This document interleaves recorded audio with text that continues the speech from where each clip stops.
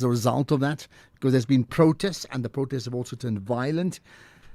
Let's hear it. You can call in live, in fact, if you are from that region. I'd love to know what you saw and what you feel. But I mean, hey, wherever you are in the world, from Nigeria, by the way, or from London, or the Caribbean or anywhere else, 086 000 2032. But particularly if you are from that area right now, then that's the person I want to speak to. To WhatsApp 0614 104 107, text or voice note.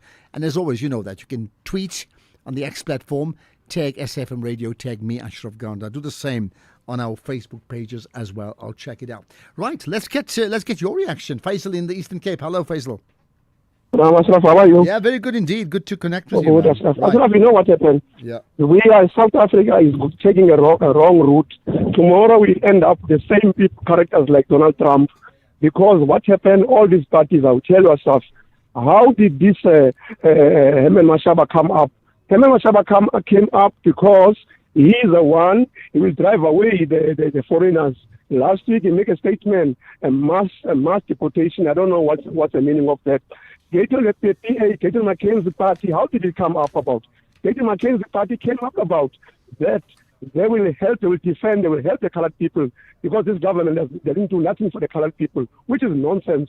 And number two, how did this MK party and Zuma's party come up about? Zuma, he was all the time in the ANC, and all of a sudden, when he goes, then all the people, he's going to help them and free, give them a right freedom, what they call liberty, as they're supposed to have, you know. So I am saying that we're going in a big trouble. Now in Eastern there was a march.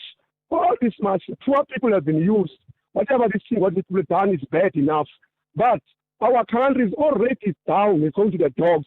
Now the innocent people have been used and by the people. Hence the ANC conference collapse. How did the ANC collapse? He's an outsider. How can these three people, where does people get so much money? But I mean, I hear you, but you see, you're giving a general issue. What specifically do you have to say about the coronation of the Nigerian traditional leader in that region and the protests as a result of that? It is wrong. That is wrong, Ashraf. That was wrong. But the behavior which we are seeing today... But which part is wrong? Tell me which part is wrong. I don't know. No, the Nigerian people to come and install the king in Eastern Cape, that is totally wrong.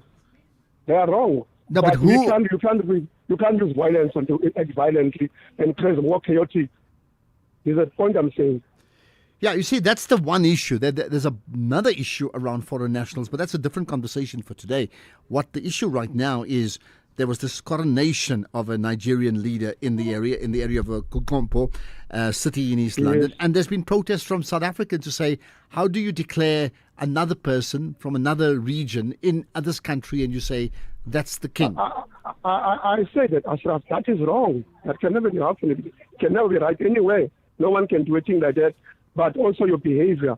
Don't cause more problems. We are already facing too many problems. And as I tell you, Ashraf, how this thing come about is because all these parties, people coming up, they're instigating people.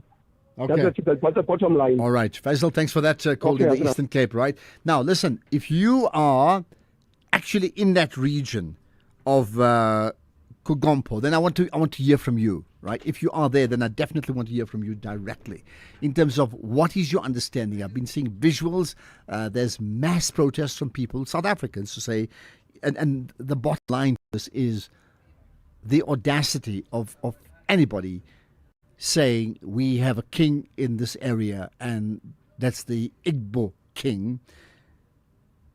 What do you feel about it? Is there a sense of audacity, like a nerve, and that's why people are responding? Or, hey, you know what, you can be from wherever. Why can't you have your little... I mean, how much power does that king have? So you can call the person the king. Does that king have actual powers? I'm sure in any home you can say, hey, I'm king of my castle. Am I being too light-hearted about that?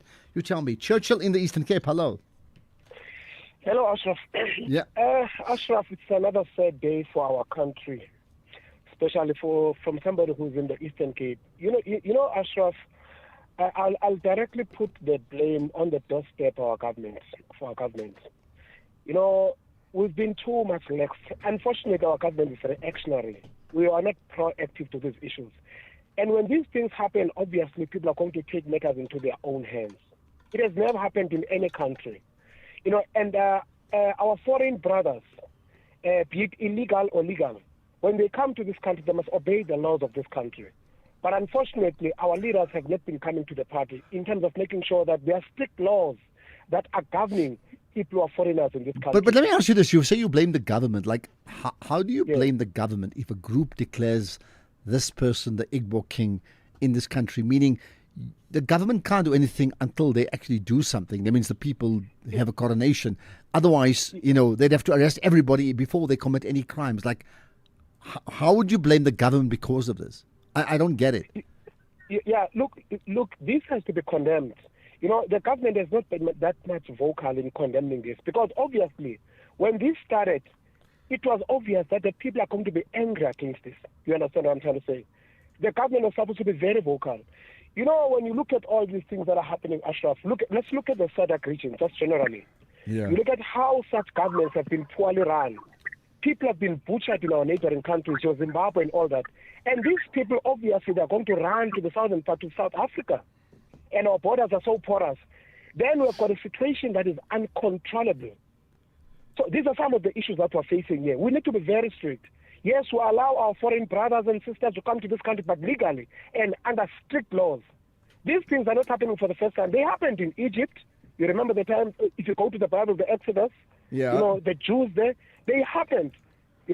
So there's going to be violence and instability. And when this thing happens, obviously, we've got good relations, bilateral relations with Nigeria. How are those people going to look at us? Because there's going to be another xenophobism, Yeah, but I mean, I hear the xenophobic reaction, if you want to call it that, but the other one is not the xenophobic reaction, but like the principle of a group of people who come from Nigeria, living in South Africa, who declares a person the king of a tribe in South Africa. I mean, that's the real issue here. The protest is a reaction. Issue. Absolutely. It was supposed to be condemned by government in every strongest term, to be vocal. But from where I'm sitting, unless I've missed something, I haven't heard our government talking strongly on this issue to condemn it. Okay, well, listen, it just happened. Let's do this. I'm going to cross to the SABC reporter now, and we'll get an update on that. I suggest you listen in on that. There's huge crowds in that region now protesting, and of course, it has turned violent as well, right? So, thank you for that call, Churchill. Right? Let's move on now. In fact, we're going to get to Sdima. In fact, we can go right away there. SABC News reporter covering the stories. Sdima, I appreciate your time. You're live on the National Pulse. A very good afternoon to you, Ashraf, and to the listeners. Right. I suppose, we'll go to the beginning just now, but let's start with the now. I'm seeing visuals of massive numbers of fires, trucks on fire, buildings on fire. Give us a scene of what you've been seeing now. Well, what happened now is quite a volatile situation wherein a couple of vehicles, about 13 at least vehicles have been torched. The police trying to disperse crowds. So it's a very volatile situation where a lot of people whose lives are in danger. There are about four guys that I know who are in hospital currently as a result of what it has been here. So it is a horrible situation, but it seems as though police are getting a sense of control because right now people are not standing as a crowd, but people are scattered around, and there's a bit of movement in the CBD. Cars are moving, even though shops have been closed, but cars are moving, people are moving. Everyone is standing on the side, watching what is happening next. The situation was horrible earlier, where the crowd was a bit uncontrollable. They would move from one area to the next, especially where the police cannot see. And they would, burn some buildings and, just do some sporadic stuff. But now things have changed. It does appear as though police have got this under control. Okay, under control now. Let's be clear. Why the protest? Who is protesting? Why did they feel there was a need to turn violent in that protest? So what had happened is that we had moved from the main meeting point, which is about 4 kilometers away from where we are right now. And there, on the way, we moved from there until we got here at the City Hall in Kugombo. And then from there, Prince Namache, who was the Deputy Minister for Culture, was about to receive the traditional leaders as well as the organizers of the march. And it is during that moment that a man who is said to be a young man, who is a young man in fact, was stabbed at the back. And after realizing that a man was stabbed at the back, some of the people from KZN said that they would go. They heard that it was allegedly a Nigerian that stabbed this man at the back, and in retaliation, they went to that community or to a community that's close to where we are, where a lot of Nigerians stay. So they went to that community and started behaving the way they did.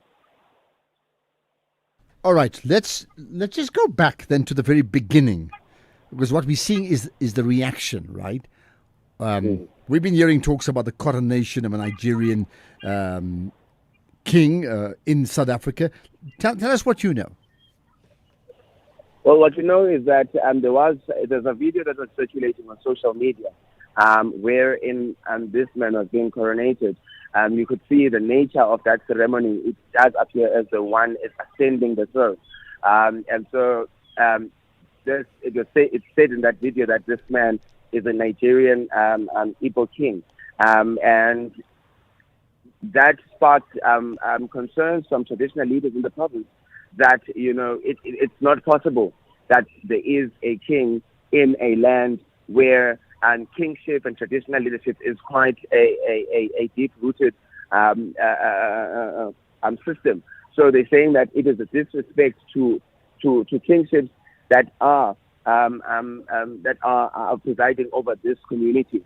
And it is for that reason then that this march was organized, to say that people are against the Igbo Nigerian king.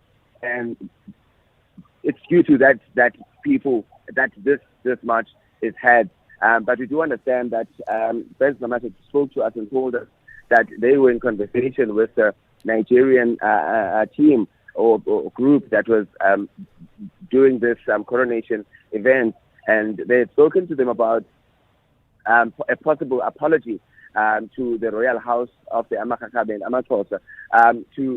So the Nigerian men are expected to come to the homes, to the traditional house, to apologize for what has happened and maybe give context to what was happening and why was it necessary. Well, I think we all want to know that context, right? Let's just hold that thought, because I want to pick up more in terms of, who is this person, in fact. We'll talk about that in a moment. You can become a victim of a legal problem: wrongful arrest, assault, uncontested divorce, rental disputes, maintenance matters, or labor problems. It can happen to you. Clientele Legal provides tough professional lawyers for an affordable monthly premium. Our legal team is standing by to assist you 24 hours a day. Join today. SMS SAFM to 32195. That's SAFM to 32195. Clientele General is an authorized FSP and licensed non-life insurer. T's and C's online. Standard rates apply. Meet Tato Magate, CMO of Koitek, proving that South African tech can take on the world. Tato, why was Telkom Business the right call for your team? Bottom line was connectivity and ensuring that we have the right service provider. With Telkom Business Fiber, Koitek seamlessly connects local innovations with international manufacturing. Get Stream Connect Fiber from just 399 Rand per month. Call 10213 or click telkom.co.za. Please apply. Telkom Business. Possible begins here. Color Your Plate enters a new phase this Sunday evening at 7 as the winning contestants from the first 6 episodes now return as duos for the very first time, cooking side by side with their stirrings. Their challenge: to create a dish that combines and celebrates their heritage and to prove they can work together under pressure. Which duo will stand out and show they have what it takes to go all the way? Find out on Color Your Plate, Sundays at 7, repeat Saturdays at 4:30 p.m. only on SABC2.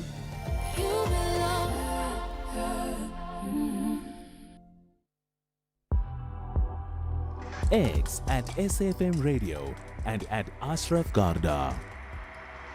All right, besides speaking to our reporter there at the scene, what about your reaction? You can connect, particularly if you're in that region. It doesn't mean you have to be, but if you are, then that's the first prize, okay?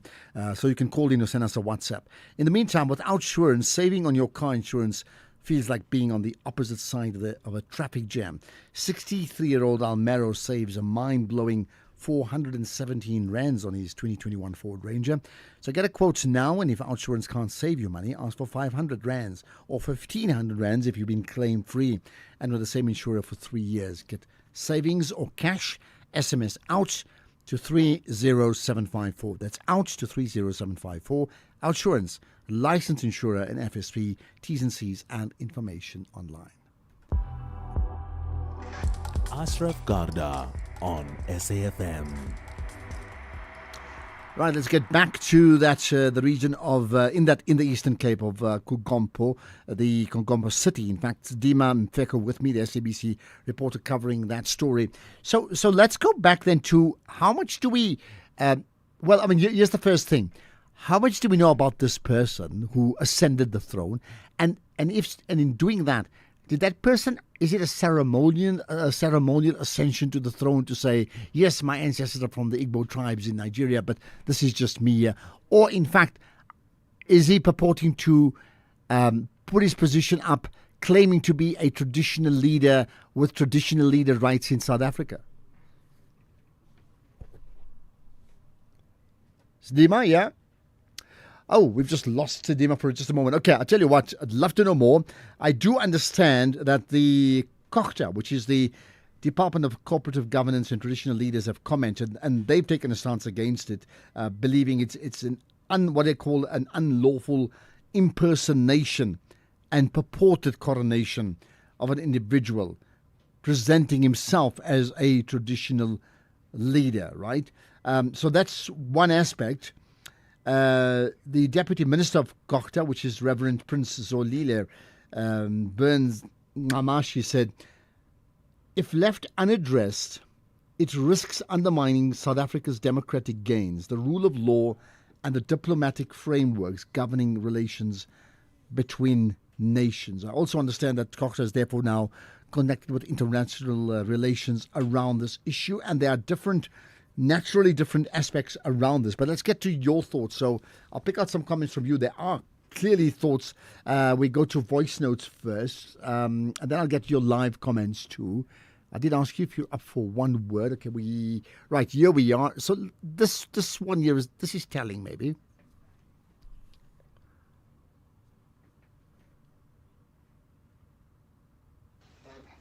Hi, Ashraf. My name is Tsepo from Limpopo. Let me tell you a true story from my mining experience. In Lonmin, way back, and later on in Anglo-American, I won't specify further than that, we used to have different kind of immigrants coming in, and would discipline them according to their own locally installed ndunas in the hostels or in their places of stay. It brought in a lot of traditional kind of discipline, and it was very useful. I think it's not unusual for someone to be called a nduna or a chief in a foreign land. Thank you. There's the powers that person have, right? Yeah. Palo in Mthatha, hello. Hello, good Ashraf, how are you? I'm good indeed, right? What's your thoughts? Just to answer a few issues that you had highlighted a bit. One, why does it even matter? You can be a king of your own house. I think that's diminishing what an actual country stands for, and then what our kings actually stands for. A colleague of mine who went to Australia to then also get on to the second part of why are we saying our leaders have actually failed us? Mm-hmm. They actually do a course to give them the background and training on what it is to then live in that country and their rule of law. The issue with illegal immigration and this free-for-all giving of citizenship to anyone who then comes into this country is that people do not have a background of what South Africa is and how South Africa operates. So this is why it is then a sheer audacity to then install someone and call them a king when there are processes such as having your what is this? Your Nigerian embassy, which then is the one that should then be dealing with any issues of relations that they are then having in terms of their stay here in South Africa, but not to then show that in all of what they are then doing, it's that sheer thing that when they've set foot in this country, they then feel as though everything should then be done in their way. So rather one nips it in the bud, because we have set and cities and towns and now villages have been taken over by everything that is then illegal. And you cannot then expect a criminal to then all of a sudden follow law. Being an illegal immigrant is a crime. We must first start it there, first and foremost. All right. And then we cannot then, yes. Yeah. Okay, I think you've made your point very strongly, and I pick up what you're saying, that to say, like, is there an induction when you come to this country? Is there a conversation about the norms of this country so people get it? Paulo, thanks for that. Before we get to the news headlines, Kibiti in Germiston, hi. Hi, Ashraf, how are you? I'm good indeed. Good to talk to you. Yeah. But all right. Clearly concerned, I can tell you now. Ashraf, what I want to say is about this king. The consulate or the embassy of Nigeria is the one that was supposed to say to this guy, you cannot do this. But because now these people are used to South Africa as to knowing that South Africans will do nothing, the government will do nothing, they just let it happen. I don't know if you hear me.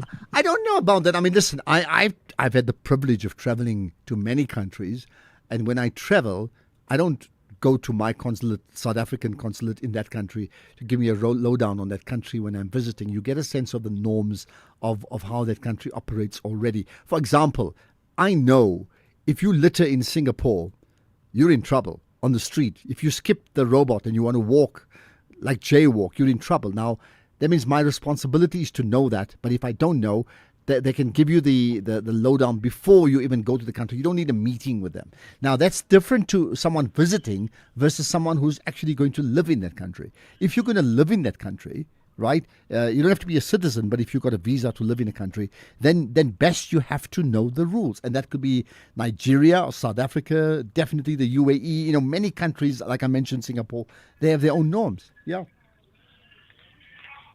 Kibiti? Okay. I get what you're saying, Ashraf. Yeah. But my problem is the Nigerian consulates or the embassy has said nothing about this. Okay, yeah. If they are so reluctant to say something, then it shows that to them it is normal. They want to normalize the abnormal, And then, to be honest, our government is the one that is failing us. We shouldn't have people marching against this. The government itself, when this was happening, immediately the government could have said, no, this cannot happen. Okay. And I wonder if this person is in South Africa legally or illegally. Right. I tell you what we need to do is follow that timeline of, there's a lot of things, and at the moment, in the absence of all that clear information, we are all speculating exactly, like you said, is the person there illegally or not? We're speculating.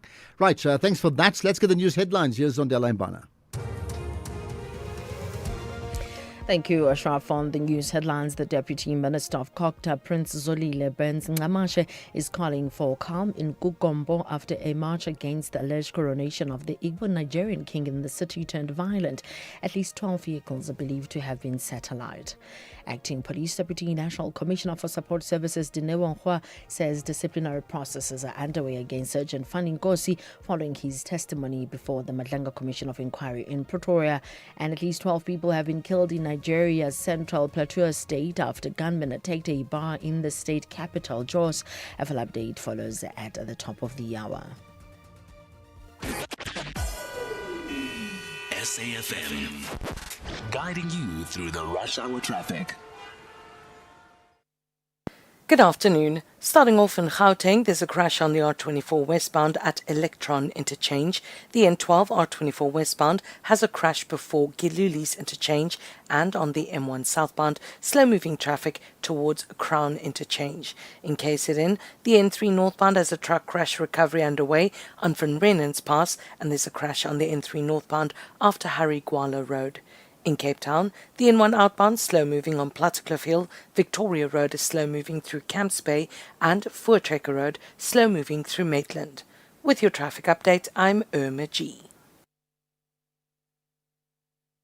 SAFM 104 to 107 nationwide. Leading the conversation. Investing shouldn't feel risky. It should give you security and good returns. Earn up to 7.25% interest per annum with an Absa Cash Invest Tracker for an investment of 100,000 rands or more. Your capital is guaranteed with immediate access to your funds. That's minimum risk, maximum benefit. Absa Private Banking customers can invest from just R1. Open via the Absa Banking app, a branch, a private banker, or 0860 111 515. Your story matters. Absa is an authorized financial services provider. T's and C's apply. This Human Rights Month, we commemorate a significant milestone, the Bill of Rights at 30, making human dignity real. For 3 decades, South Africa's constitution has been a beacon of equality, freedom and justice for all. Yet dignity is not just written in our constitution, it must be lived, protected and upheld every single day.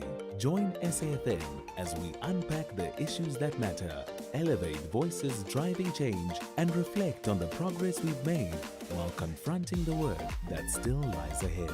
SAFM, leading the conversations that move us.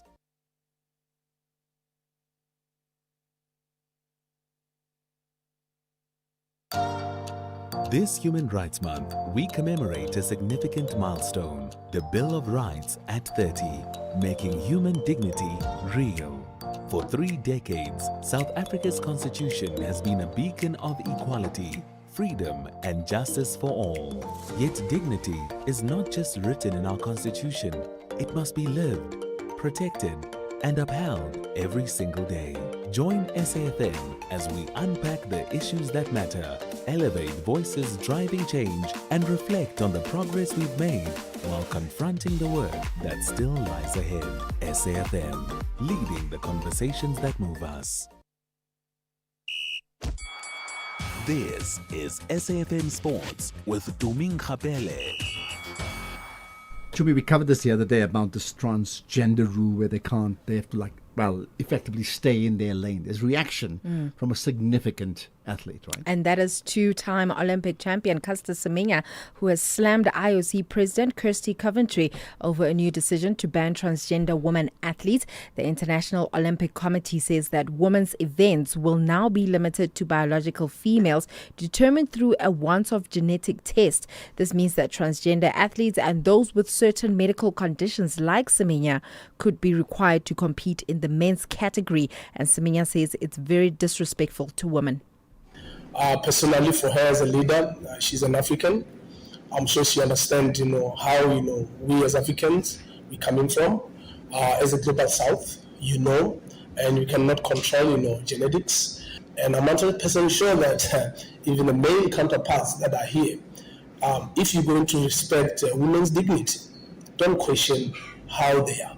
Accept them for who they are, accept them to take part in the sports, and respect them and respect. And that's what I was saying, Ashraf, that we can't put Caster Semenya on the same level as transgender women because transgender women decided to be transgender. Caster Semenya was born that way. Okay. So I think that's why she has a big problem with this one, because she's like, I'm a woman. Why are you questioning if I'm a woman or not? Well, it's a good point. Yeah. Yeah. Well, in football, CAF President Patrice Motsepe has confirmed that Samson Adamu is the acting Secretary General, succeeding Ferran Mosenga Omba, who stepped down yesterday. The CAF Executive Committee proposed and ratified Adamu's appointment at their meeting in Cairo. And Adamu, who is the first Nigerian to in 7 decades to hold this role. Previously served as CAF Director of Competitions, and Motsepe has described Adamu as an experienced administrator, well versed in African football and poised to provide strong leadership during his transition. Elsewhere, U.S. coach Mauricio Pochettino says that tomorrow's friendly against Portugal will be even tougher than their 5-2 defeat to Belgium. The clash in Atlanta is the final chance for Pochettino to assess his squad before naming his World Cup roster. He stressed the need for competitive games to sharpen his players, warning against complacency despite a favourable group draw with Paraguay, Australia and either Turkey or Kosovo. In rugby, the Springboks have appointed Joe Lewis to the Springbok management team in the role of performance analyst. He will join the team before the international season, which kicks off against the Barbarians and features 2 new exciting competitions in the Nations Championship and the rugby's greatest rivalry tour. And he has worked before for England, Scotland and Ospreys as a technical analyst. Finally, in motorsport, the FIA has confirmed meetings will be held in April to discuss Formula One's new regulations. This is following Oliver Behrman's heavy crash at the Japanese Grand Prix. The British driver spun over 190 miles per hour while trying to avoid Alpine's Franco, which was suffering 50G impact into the barriers. Now, Behrman escaped with a knee contusion, but no serious injuries. The incident highlighted concerns over the 2026 rules, which sees cars slowing to harvest energy at the end of straights, creating dangerous speed differences. On that note, it's a wrap from my side for now. I'll have more in the next hour. Perfect. Thanks for that. To me, I just wonder about that issue of staying in the lane. Would that be another, as you said, transgender athlete now competing against each other? A whole new dimension to our sport. It should happen then, if that's the case. Yeah. With the ever-changing financial landscape, it can be difficult to make sense of all the moves at times. Join me, Jimmy Moyaha, on the SAFM Market Update with MoneyWeb, Mondays to Thursdays, 6 to 7 p.m, as we break down the key market trends, top financial stories, and smart investment insights, all in one place. It's everything you need to stay financially informed and ahead of the curve.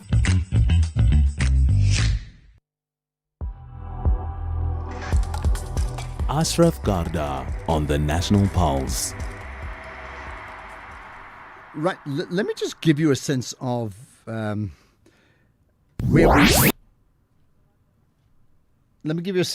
we are regarding this coronation of this Igbo leader. In fact, we'll do that just now because I think it's an important one, and I know you have a view on this. Now, while we're talking about one king in, of all places, East London, historically very close to Port Elizabeth, and I'm saying that name after that queen.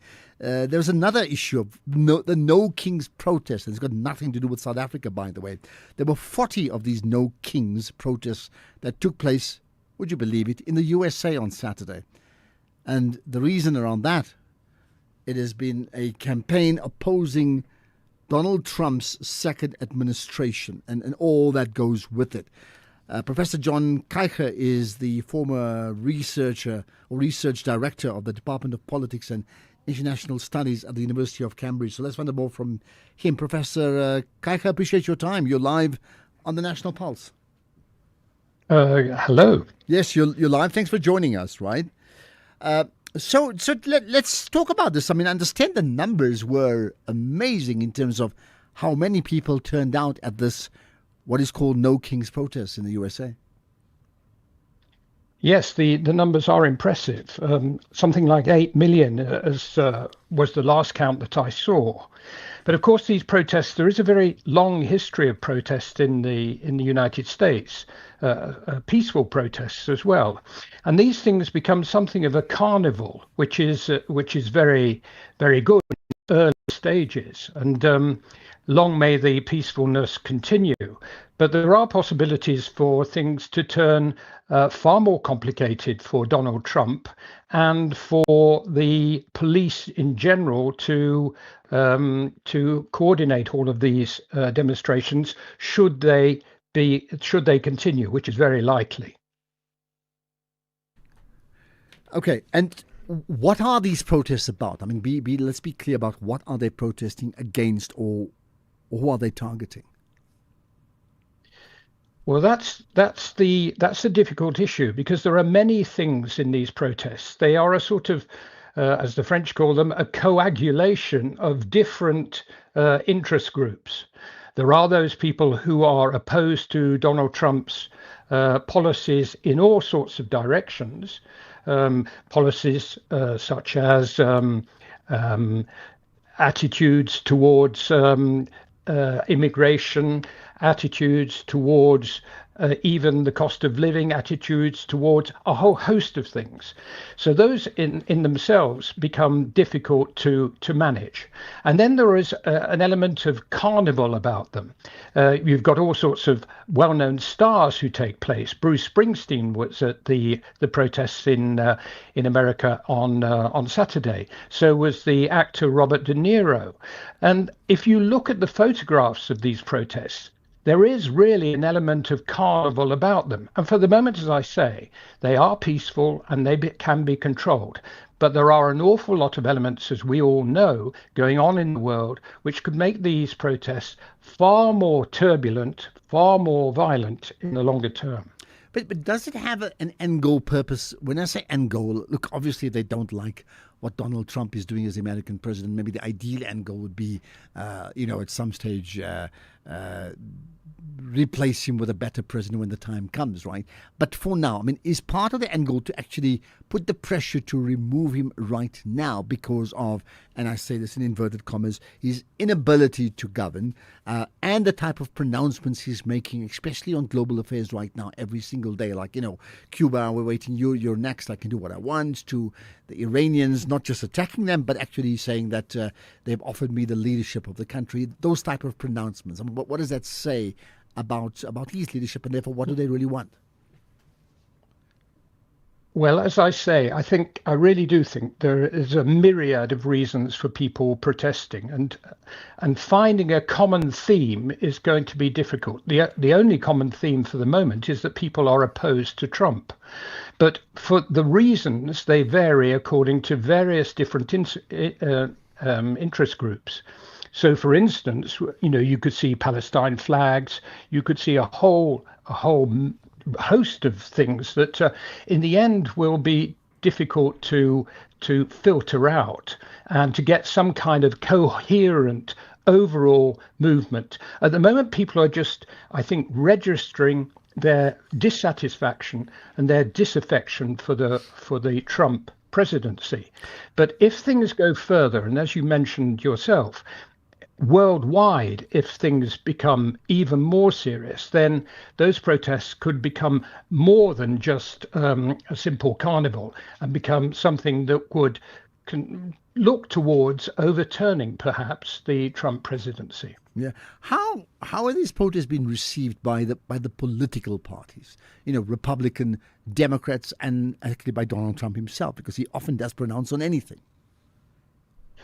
Well, of course, and Trump's supporters have suggested that this is not just another manifestation of Trump derangement syndrome, that these people don't really understand what's going on. All they want to do is just demonstrate their dislike for Donald Trump.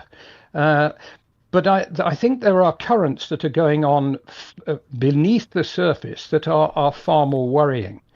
I mean, the thing that is in Trump's favor, of course, is that the Democrats, for the moment, cannot get their act together and present some kind of clear opposition to Trump.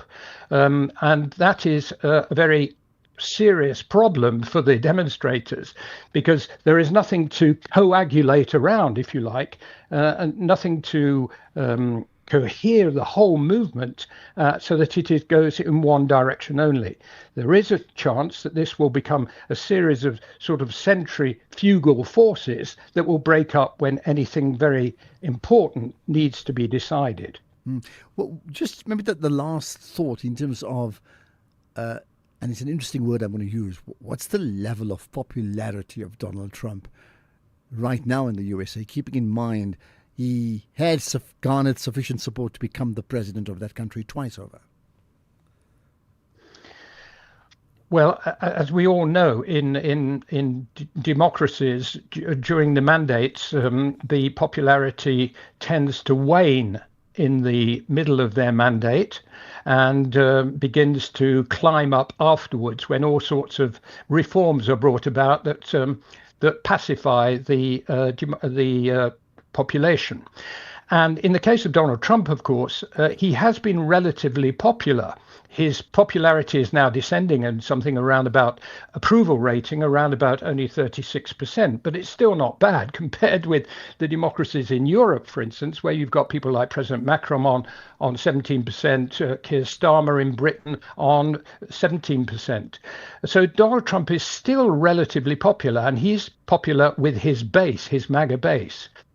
There is a good deal of opposition to him on the question of the war, though, which is climbing and will climb far more as the war is prolonged.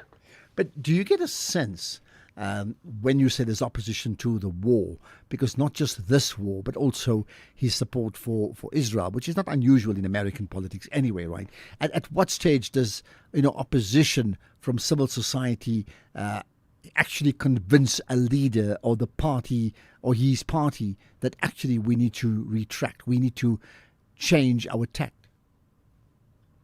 Well, whatever one thinks of Donald Trump, he does react very quickly to opinion polls. And we're already beginning to see that. The fact that he has announced that the war would be only on for 6 weeks, and he seems to be going to be keeping to that. In other words, he could pull out after creating all of this havoc. He could pull out and leave the Straits of Hormuz still blocked, with Iran still firing missiles into the Gulf countries, and he could just withdraw because of his MAGA base wanting him to respect the initial idea that he came out with when he campaigned for elections, that is, that there be no more permanent wars and that America should not participate in those. This one he has announced to be a short and quick war, but if that, I think he'll pull out, and as a consequence of that, his popularity may rise, especially if he brings in particular reforms that support his democratic base. Yeah. Just the last thing again, with regard to the American position on Israel, Palestine, and now on Iran, and then of course the fallout with the Gulf states as a result of the Iranians and responding, right? At the same time, there's a rather trivial, a rather trivial but very important, it's a contradiction, event called the World Cup, the Football World Cup, or Soccer World Cup, which we played in the USA together with Mexico and Canada. And there's a growing call from people saying, like, we should not even attend because that effectively endorses this global leadership expansion of Donald Trump. Any thoughts on that? Well, this is a perennial, a 4-year issue. It applies to the Olympics as it applies to World Cup soccer. That is that the extent to which one wishes to politicize a sporting event. And so there may, depending on the state of the war, and everything rather depends on that. I mean, if the war can be finished fairly quickly, I think that the world will forget that it is America that is hosting the World Cup, and will, all follow it and attend it, and there won't be any boycotts. But should the war continue, then I'm fairly sure that a certain number of countries will begin to say that we will not attend, and that will be a blow to Trump. It will be a blow to his pride, and because this is obviously the first time that a World Cup has ever been played in United States of America, and Trump himself, who has, if I remember correctly, a copy of the World Cup itself in the Oval Office, wants to make this a great occasion. And so the chances of it being boycotted will depend largely on the state of the war at the time. Okay, we will have to look out for that and see what happens. Long war, short war, and who emerges victorious. Professor John Kuyker, former research director of the Department of Politics and International Studies at the University of Cambridge. Appreciate your time. There we are. Just to recap, 40 no King's protest taking place across the United States. That's 8 million people in different cities and territories within that region protesting against the leadership of Donald Trump. As far as the World Cup is concerned, I think, in fact, it's the second World Cup. They did host the first one, I think 1994, maybe somewhere there, if I'm not mistaken. And that's the penalty shootout that Brazil won against Italy. And I think, was it Zico? I think so, but you can correct me if I don't have my facts right. This is the National Pulse. The National Pulse with Ashraf Garda. Right, let's get further reaction from you in terms of where we are. In fact, I'll tell you what, before we do that, let's just go through what we understand here, right? The coronation ceremony of and this is the person, Chief Solomon Ogbonna Eziko, known as Igwe Indigbo, in the region of what was formerly called East London, now Kugompo City, was held on the 22nd of March, so just over a week or so ago. That's the first thing. The event took place over that weekend as a community organized ceremony, but those who said the government have said nothing. COGTA already publicly rejected and criticized the coronation on the 24th of March. Thereafter, political parties like Action SA protested, and that escalated the issue as well, right? Now, that's the one thing. What else is important for us to remember? This is from a South African perspective. COGTA, the Department of Cooperative Governance and Traditional Affairs, have said the coronation is not legally recognized. It can well be even unlawful or improper. It needs to be tested. At this point in South Africa, only kings recognized by the state. You know, for example, Zulu and Xhosa kings are recognized as legitimate. Others too, right? So there's been backlash from others. Some traditional experts have made the point, reiterating it, that if you declare yourself a king in another country without the permission of that country, that is seen as disrespectful, but it could also be seen in the South African context as illegal. Now, that's what we know. The protest came after that. So this person was inaugurated, if I can put it that way, and that has sparked off the issues. Right, further comments from you. Let's get to them. Afternoon, Ashraf and SAFM listeners. This is Trevor from Coffee Bay. While the ANC is having squabbles about conference, Kugompo has just undergone its first rite and been hijacked by a Nigerian king. What a joke we are. Great show, thanks. But why would we be a joke if they did that? I mean, that doesn't make the whole country a joke. What about the response from COGTA? You know, nobody's saying it's legal. Nobody's saying you can do what you want here. So why would we be a joke? I can think of many other countries in the world where people make a challenge at community level, and then there's the response that's important. And what is the South African response right now? Good day, my name is Jackson. I'm sending this message from Limpopo. Commenting regarding the kingship in KwaXhompo. What is happening now is Contralesa supposed to be saying something about this before the government can intervene. But Contralesa is the first one that need to take an action regarding this thing. If they are quiet, really, that means they're not supposed to be there, because they're not helping our community, because they're supposed to be there to guard the royal families. But if they're not doing that, then we've got a problem with them, really. Thanks. But I've already mentioned COGTA as one example that deals with traditional leaders. So there's that already too, right? So it's not like it's been ignored. Sydney in Acorn, go for it, Sydney. Brother Ashraf, Sydney Bilebo in Acorn, Bushbuckridge. Brother Ashraf, Brother Ashraf, what is happening in the Eastern Cape? It tells of the challenge that we face as a nation. A few years ago, we were told, or if it happened, South Africa was handed over, was run by the Gupta brothers, foreign nationals. Then we graduated from that. But today, if we look at things clearly, I begin to believe. I never wanted to talk about foreign nationals on a national radio, but the situation dictates.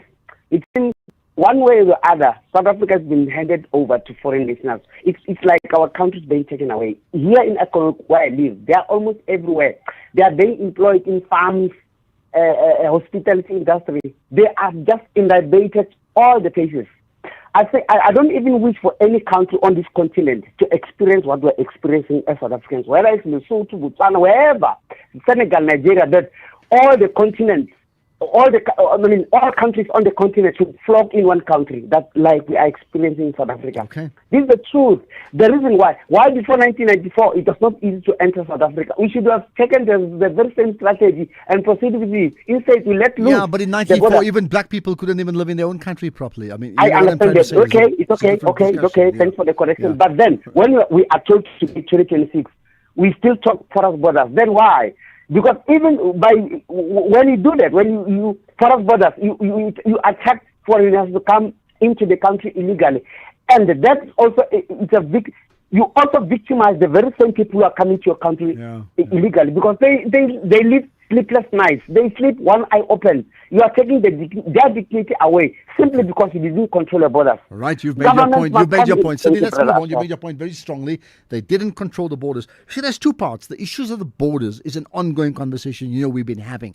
And if you heard Oliver this morning on the Breakfast Show making the point that, in fact, that because these many people have been redeployed army now in suburbs in South Africa, like Mitchell's Plain in Cape Town, etc., that they even less people on the borders, so there's porous borders, but nowhere within South African society have we actually said you can create your own kingdom or chiefdom. It just doesn't. Contra Lesa, in fact, have said that the coronation of a Nigerian king is not recognized within South Africa's traditional system, that to do so you cannot establish a kingship outside the system. And I mean, they're very clear about it. So where are we wrong as a country on that? Kelvin in Randfontein, hi. Hi, Ashraf. Yeah, good talking to you, Kelvin. Go for it. Yes, this is Kelvin. I'm originally from Ghana. Okay, welcome. From the West Africa. But I want to comment on this issue that it's totally disrespectful. Every country has its constitution. Foreign nationals are supposed to abide by the constitutions of South Africa. You cannot come into another country and come and establish another kingdom, irrespective of any explanation they're going to give. This is not Nigeria. This is not West Africa. This is South Africa. We've got kings, and these kings in this country are recognized by the government.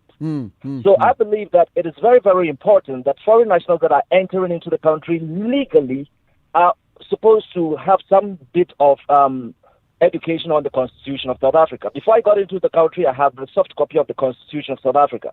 I know what to do and what not to do. So I cannot come from Ghana and enter into Randfontein and then gather the Ghanaian community and establish whatsoever kingdom and then name myself whatever. Yeah. It is totally disrespectful, totally undermining, let me put it that way. And when I'm seeing and witnessing whatever that South Africans are doing, this is what we, the foreign nationals, we do. And when these South Africans start acting up, we say they are xenophobic. Okay. South Africa is not a xenophobic country. They are welcoming people, but we need to understand and abide by the rules and laws of the country. Kelvin, I really enjoy talking to you. I need to move on. I think your points are particularly telling, and they're bound to get reaction. Let's get the news, however. It's just gone 4 o'clock. Here's on Delaine Bana.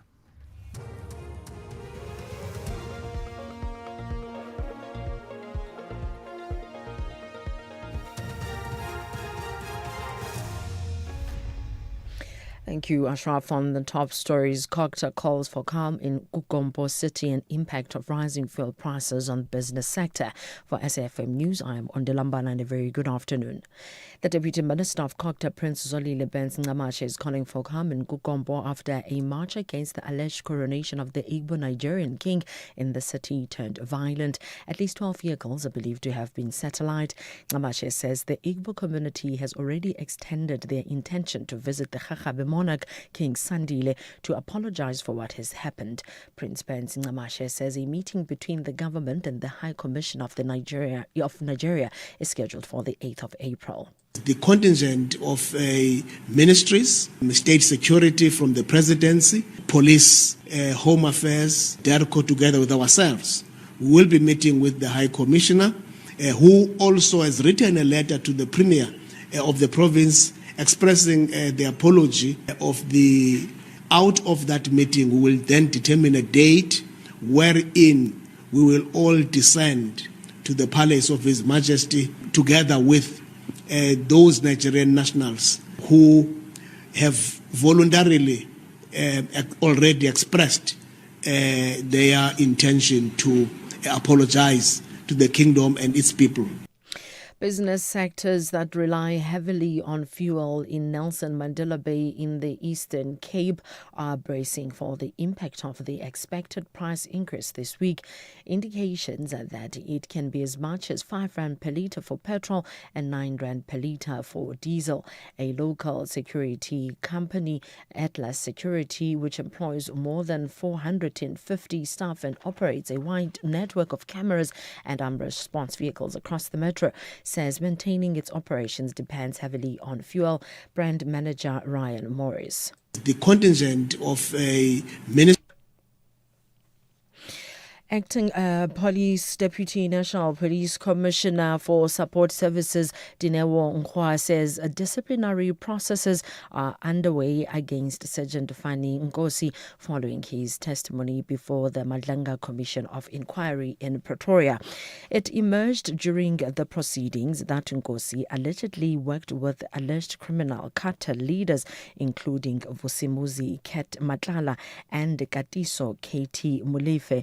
Who says the SAPS has pledged to introduce reforms within the police service. We are all shocked with what was revealed at the Madlanga Commission in as far as Sergeant Nkosi's testimony is concerned. And once again, our disciplinary processes are unfolding in terms of, Sergeant Nkosi. And yes, we will reclaim our space. I think we'll take this opportunity as a way of, transforming the SAPS and introducing certain reforms. I think we are in a bad state now, but we will redeem ourselves. Suspended South Gauteng Director of Public Prosecutions, Advocate Andrew Chauke, says he's ready to resume his duties and continue working with some of his colleagues who he says doubted his capabilities. That's if the Nkabinde inquiry in Pretoria into his fitness to hold office does not find any wrongdoing against him. He says that he complied with the NPA Act and the country's constitution in how he handled the 1999 murder of Opara Mogibe involving former crime intelligence head General Richard Mdluli. He also came under heavy criticism from NPA head Advocate Chamila Batohi, who accused him of unduly instituting racketeering charges against former KwaZulu-Natal Hogs Johann Boysen and the members of the Katamano Organized Crime Unit in 2012. Chauke's legal counsel, Advocate Tembeka Nkaitobi. But the fact of the matter is that if you are not found guilty, you have to go back to the NPA, work with some people that you would feel have been unfair to you, but Advocate Batoy is gone, so there is no issue there. What is your view on that? No, it happens in life and in work environment that you will differ as colleagues and the work must continue. There's really no issue. But you will be happy to go back and to continue with your work without any feeling of animosity. Indeed. And the President should not be concerned that this act of suspending you and taking you to a disciplinary hearing has somehow impacted your ability to fulfill the functions as the Director of Public Prosecution. Not at all, except that in terms of life outside there, family and whatever. At least 12 people have been killed in Nigeria's central Plateau state and gunmen attacked a bar in the state capital. The attack, which happened yesterday, sparked retaliation from a mob, leading to 10 more deaths. Authorities have imposed a 48-hour curfew in the area. Plateau state has long been considered one of Nigeria's most volatile regions where violence attacks have periodically erupted. The Plateau state governor said an investigation was ongoing and those responsible for the killings would be brought to justice. Recapping the top story, the Deputy Minister of Kokta, Prince Zolile Benz Ngamashe, is calling for calm in Nkukombo after a march against the alleged coronation of the Igbo Nigerian king in the city turned violent. I'm Ondilambana for SFM News Headlines at 4:30. In sports this hour, Bulls boost playoff hopes, but Ackerman urges improvement. Bafana and Panama set for Cape Town showdown, and Swanepoel faces Lions contract axe after final vote. More details at 4:30. SAFM, guiding you through the rush hour traffic. Good afternoon. Starting off in Gauteng, the N14 northbound has delays towards the R101 interchange. There's slow-moving traffic on multiple routes through Crown, so you're asked to expect delays, and a stationary vehicle on the N3 southbound at Modderfontein Road. In KZN, there's a stationary vehicle on the N3 northbound after Cliffdale interchange, and the M4 southbound is where a crash is reported before Basil February Road. In Cape Town, the N2 outbound slow-moving towards Bunga Avenue, Albert Road outbound is slow-moving through Woodstock, and the M3 southbound slow-moving towards Rhodes Drive. With your traffic update, I'm Irma G. SAFM 104 to 107 nationwide. Leading the conversation. Top Sport on SAFM. The World Cup qualifiers, the playoffs. Mazola Mlefo will be joining us in a bit. An interview with Kalusho Biola talking about the fact that they were able to secure that deal to play against Argentina. And I remember, Hugo Broos was talking about Argentina and Brazil, and the numbers that are touted were crazy numbers. Yes, the money that Coach Hugo Broos was throwing about on Monday at his press conferences really is alarming. But it's not easy if you're an African opponent and you are not necessarily in the top 5 of the continent to bag friendly matches against Brazil, Argentina, and the like. And as you would have heard in that interview with the great King K, Argentina have gone for Zambia because they've got Algeria in their group. So they were looking for an African opposition. Well, they could have gone for Bafana, but they chose Chipolopolo instead. Top Sport on SAFM. X at SAFM Radio and at Ashraf Garda. There's definitely lots of reaction on what is now, hashtag the Nigerian king. And I mean, there's another statement coming from, the Amakosa royal family saying it will fight to protect the sovereignty of the people of the Eastern Cape and the Amakosa territory. Do you find, do you think that's under attack itself? Or not? I mean, surely the numbers would not suggest that. But perhaps you have your own interpretation of that anyway, right? Okay, we'll pick up more reaction from you. We definitely want reaction. However, there's two things we'll talk about. Sure, it's been one of those weeks, right, or weekends. That Stats SA cybersecurity breach. We'll talk about that just now. And talking about breaches, well, what about the OR Tambo drug bust? This also happened at the weekend. Gauteng police made this drug bust at OR Tambo Airport with 5 South African drug mules arrested carrying drugs worth more than 5 million rands. What happened? Lieutenant Colonel Amanda van Wyk with me, spokesperson for the SAPS. Appreciate your time, Lieutenant Colonel van Wyk. Thanks for joining us. Well, very good afternoon, and thank you for this opportunity. Thank you. So, okay, let's start at the end. So we've had this drug bust, which means they didn't succeed, right? Tell me more. So this drug arrest happened on Saturday, the 28th of March. That is a close collaboration between the SAPS and the Airports Company South Africa, where we have arrested 5 South African female drug mules. So when they were searched, we found drugs concealed on their bodies. We found it in their shoes, their underwear, as well as private parts.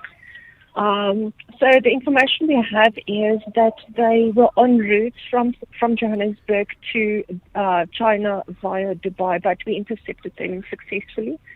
They were arrested and expected to appear before the Clinton Park Magistrates Court tomorrow. Okay, and I get it. They're all South African nationals, and I got a figure of 5 million rands. Is that accurate? That is correct. All right, what happens next now? You did say they're going to appear in court. I mean, typically, what's the process with regard to, in this case, drug traffickers?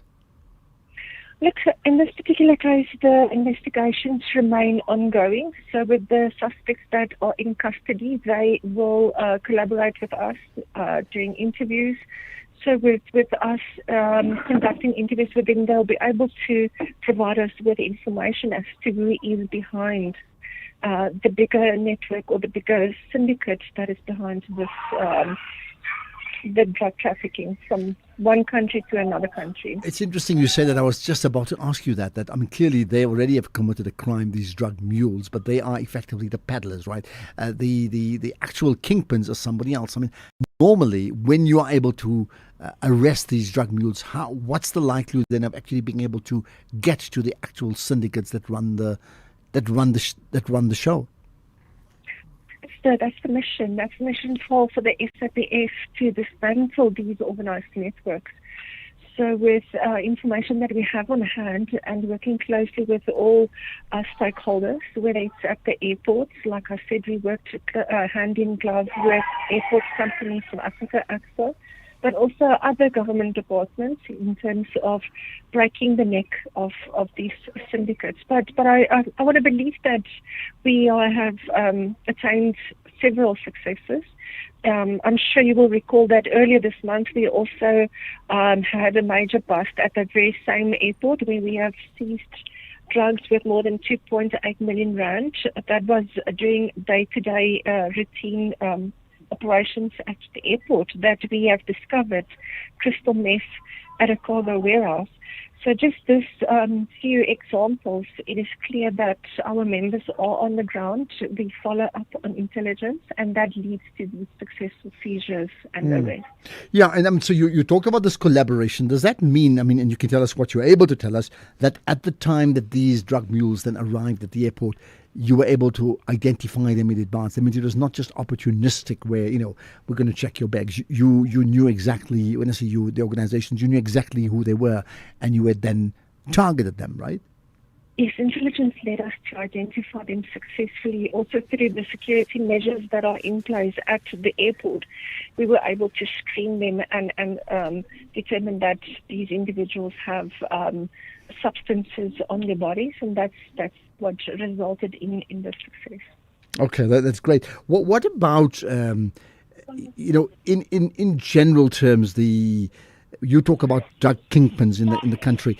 Is South Africa seen as a destination that these drug mules can get to? You did mention it's en route to other countries, but even as a destination place where they can palm off drugs onto us because what is perceived as an easy place to get in, or in fact that's not the truth, that in fact your example right now shows you that they're going to get caught?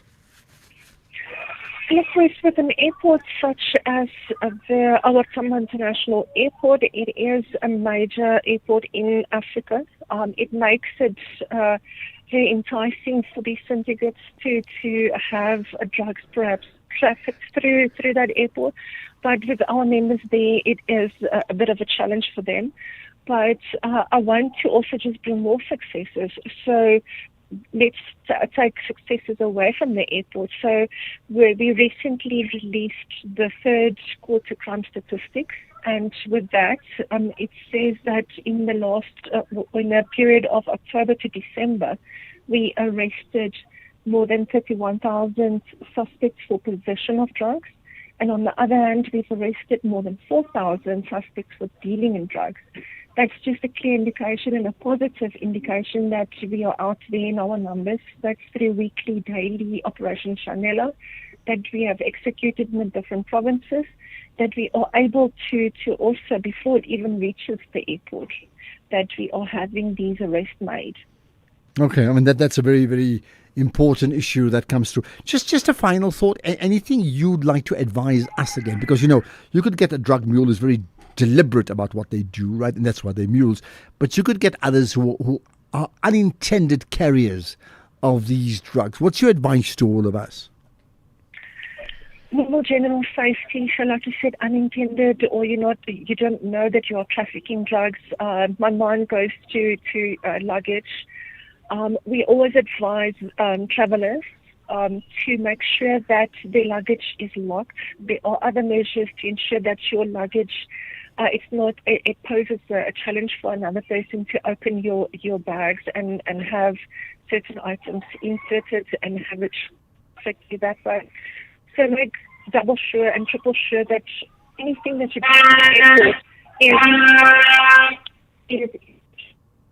is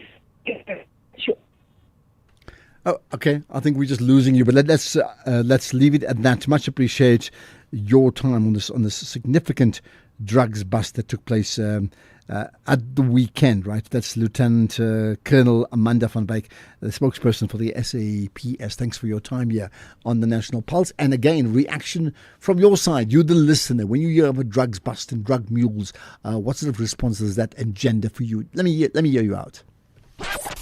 SAFM 104 to 107 nationwide, leading the conversation. SAFM supports a litter-free South Africa. Play your part in keeping our surroundings and environment clean. SAFM, leading the conversation. X at SAFM Radio and at Ashraf Garda. By the way, I was at an EmpowerX speaking event at the weekend, and so was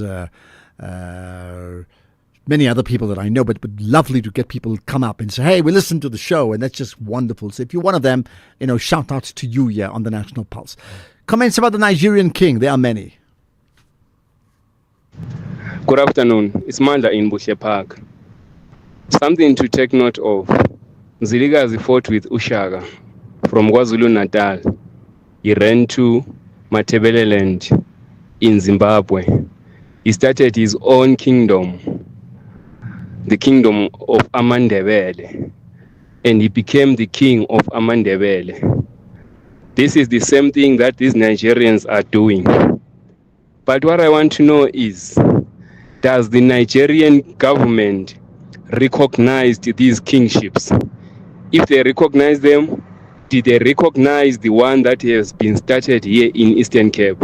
I thank you. Well, I think you've heard already, and I've read it out. They do not recognize it.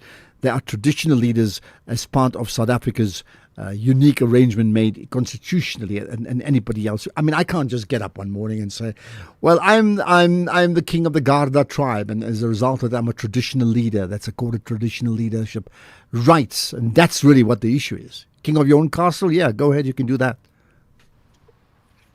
Hi, Ashraf. It's Nati here. Nigerians wouldn't have coronated their king in South Africa if they didn't undermine the leadership of the country, both the political and the traditional leadership.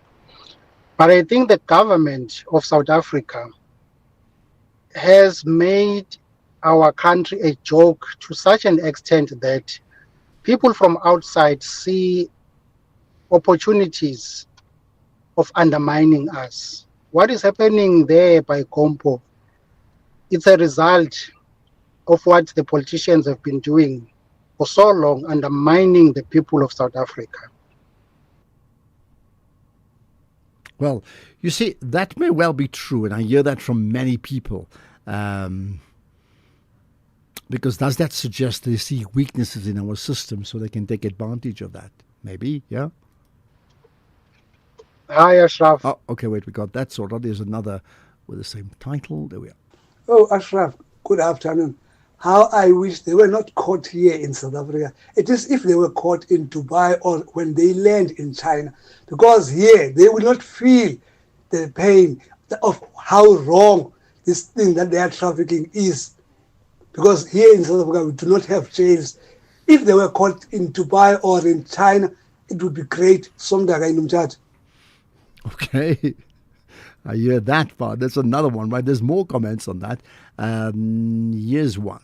Good afternoon, Ashraf. It's Rwanda from Tepen. You know, Ashraf, what's happening in Ukompo City right now? South Africans have been complaining about this, but you will find the government and also this so-called Human Rights Commission oppressing the South Africans' view on immigration. That this illegal immigration, these guys are here to take over this country. But we will always be told, no, you're lapping xenophobic, we're lapping xenophobic. Here we are now. Government has to give answer. Well, yeah, I wouldn't call this xenophobic. I really wouldn't. You know, that means you can't be critical of anybody because you'll be accused of being xenophobic. Morning, Ashraf. You know, the Igwe thing, it's harmless, but in the long run, it's going to be a problem. if these people see that they can do whatever they like in a country, what's next? I mean, they have money. They can turn the people against their own king, and then the king, it's King Ugwe or whoever he is, instead of Abatembu king. It started like the spaza shop thing. We accommodated them, and then we wanted to work with them. Now they bring their own counterfeit goods that we can't counter, and then they ended up taking over the industry. Okay, interesting. So, Ashraf, good afternoon. How I wish they were not caught here in South Africa. It is if they were caught. Let's just sort that out. I'm not too sure why that repeated on its own. Yeah, right. Let's get to Solomon.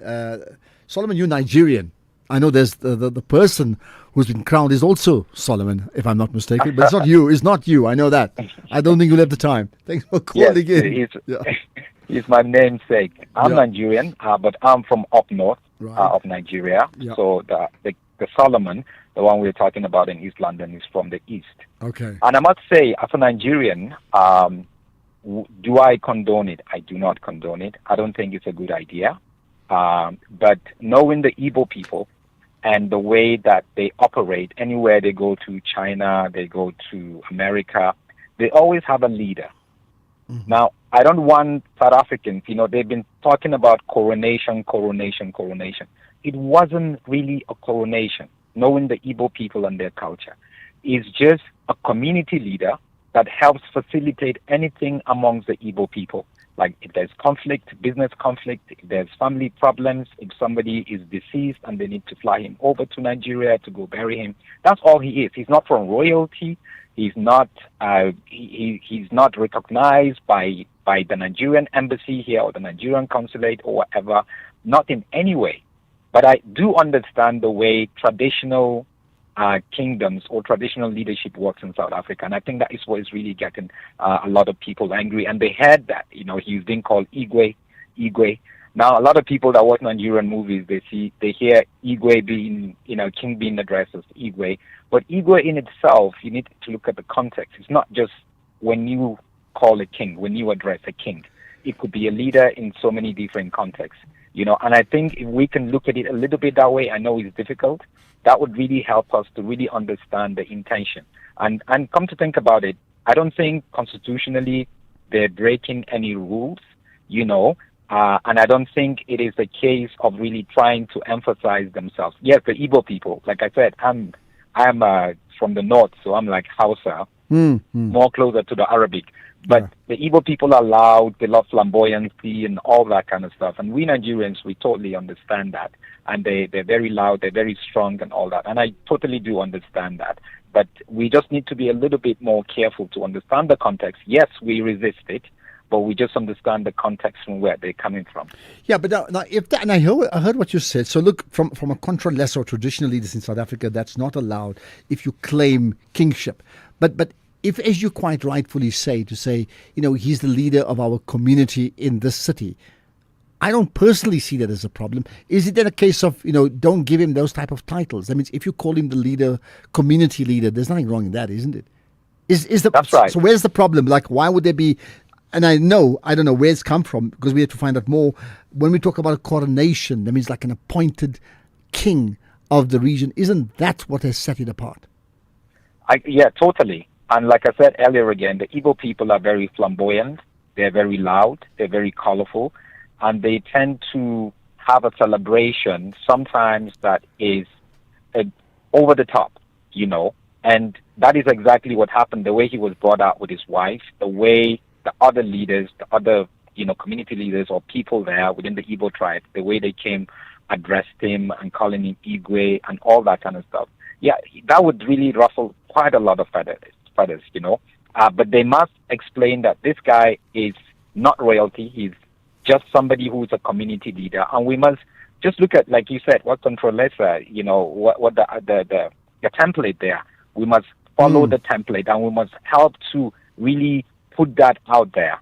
But you cannot come into another community, another country, another context that does not allow that sort of operation, and then you operate. And that's where I totally disagree with them. Okay. What then? You've heard the reaction, not just on this show, on social media. Many people are interpreting this as an attack on traditional leadership in South Africa, so well beyond this group of Nigerians, right? Others are saying, you see, this is what happens when the borders are that porous. They're taking over, and therefore you're getting a reaction where people are not just saying what these Nigerians did are wrong, they are apportioning blame to an entire nation of people, and again, all foreigners. What are the lessons to learn from this? Because also political parties are weighing in on this now. No, that's correct, because it's become like, using the Igbo people to see Nigerians, which is totally different. Like I said, I'm from the north, I'm Hausa, I'm totally different. I don't speak Igbo. I can only communicate with somebody who is Igbo through Pidgin English or through another totally different language. And we need to be a little bit careful in trying to understand that. In Nigeria, there's like about 300 different tribes, right? That it's so many, and they operate totally, differently. If I was the Igbo people in East London, and in trying to even choose a leader, I would try to communicate and try to create relationship with the local traditional leadership around the community there, and say, look, hey, this is what we are about to do. Even invite them, just so they would understand it. Even invite them. Okay. You cannot just have all Nigerians and you do all of that. But the fact is, Nigeria is too diverse for you to think the Igbo people represent Nigeria. It's far from it. And I think that's a very important point. Solomon, from the Hausa tribe, much appreciate your time. Thanks for your call. I think it's very enlightening because we're all learning at the same time and people like yourself do call in. So appreciate your input here on the National Pulse. From Solomon, we go to Mornay. Mornay, go for it. Hi. Hi, Ashraf. I hope you're good. Yeah, I'm Ashraf, the one thing I don't understand is that what is the Home Affairs Minister reaction to this? I mean, on what status have this king come to South Africa? If he come here as a tourist, if he come here on business, when did his status now change now? The Home Affairs Minister needs to come and explain this to all of us. No, but so I mean, to be this. fair, the Home Minister can't respond in 1 minute like they must know everything. No, I mean, the thing is not happening in a minute. It's been happening now for the last 2-3 weeks now. Well, it's just over a week. There's no reaction. No, but Contra Lesser has reacted. Kokta has reacted. That's under traditional leadership. But nobody has explained on what status that man is here. That's the point. I'm sure he didn't come here and then declare to Home Affairs he was going to come here and going to come and make himself a king here. I'm sure he's come here on some other on other reasons. So he actually has now come on a false pretense, because if he now said if he's come here for business and he's not here on business anymore, he's now in a kingship now. It's all good reasons to deport him. I don't know why. I don't understand why the Home Affairs Minister is hana about this. He need to come and explain this thing. Hana. Status is hana about it. He need to come out and come and tell South Africa, this man came here originally, said he want to come and visit South Africa as a tourist. Or he came originally here to come and said he's come to put up some business now. But this man is now a king now. And I'm sure he never declared to Home Affairs he's coming here to come and set up a kingship. Okay. It's as simple as that. But maybe he said that. I'm on business. Like, didn't say which business. But if you told him that my business is royal business anyway. Okay, but I get your point, Mornay. Thank you for that. I mean, we don't know. We don't know from a Home Affairs. You see that there's a whole lot of different components that are now being uncovered after what we had heard, and clearly there are protests today and people are very angry, and there's also been buildings that have been burnt and property burnt, and that's another issue. So the area is not safe. There's multiple touch points on this issue. For 4:30, here's the news headlines with Ondela. Thank you, Ashraf. On the news headlines, the Motor Industry Staff Association has called on the South African government to urgently implement a temporary fuel levy reduction ahead of the expected sharp petrol and diesel price increases on April 1st. An employee of a private wildlife facility in Leeuwbosch Farm near Sitlagole outside Mahikeng in Northwest has died after he was attacked by a lion.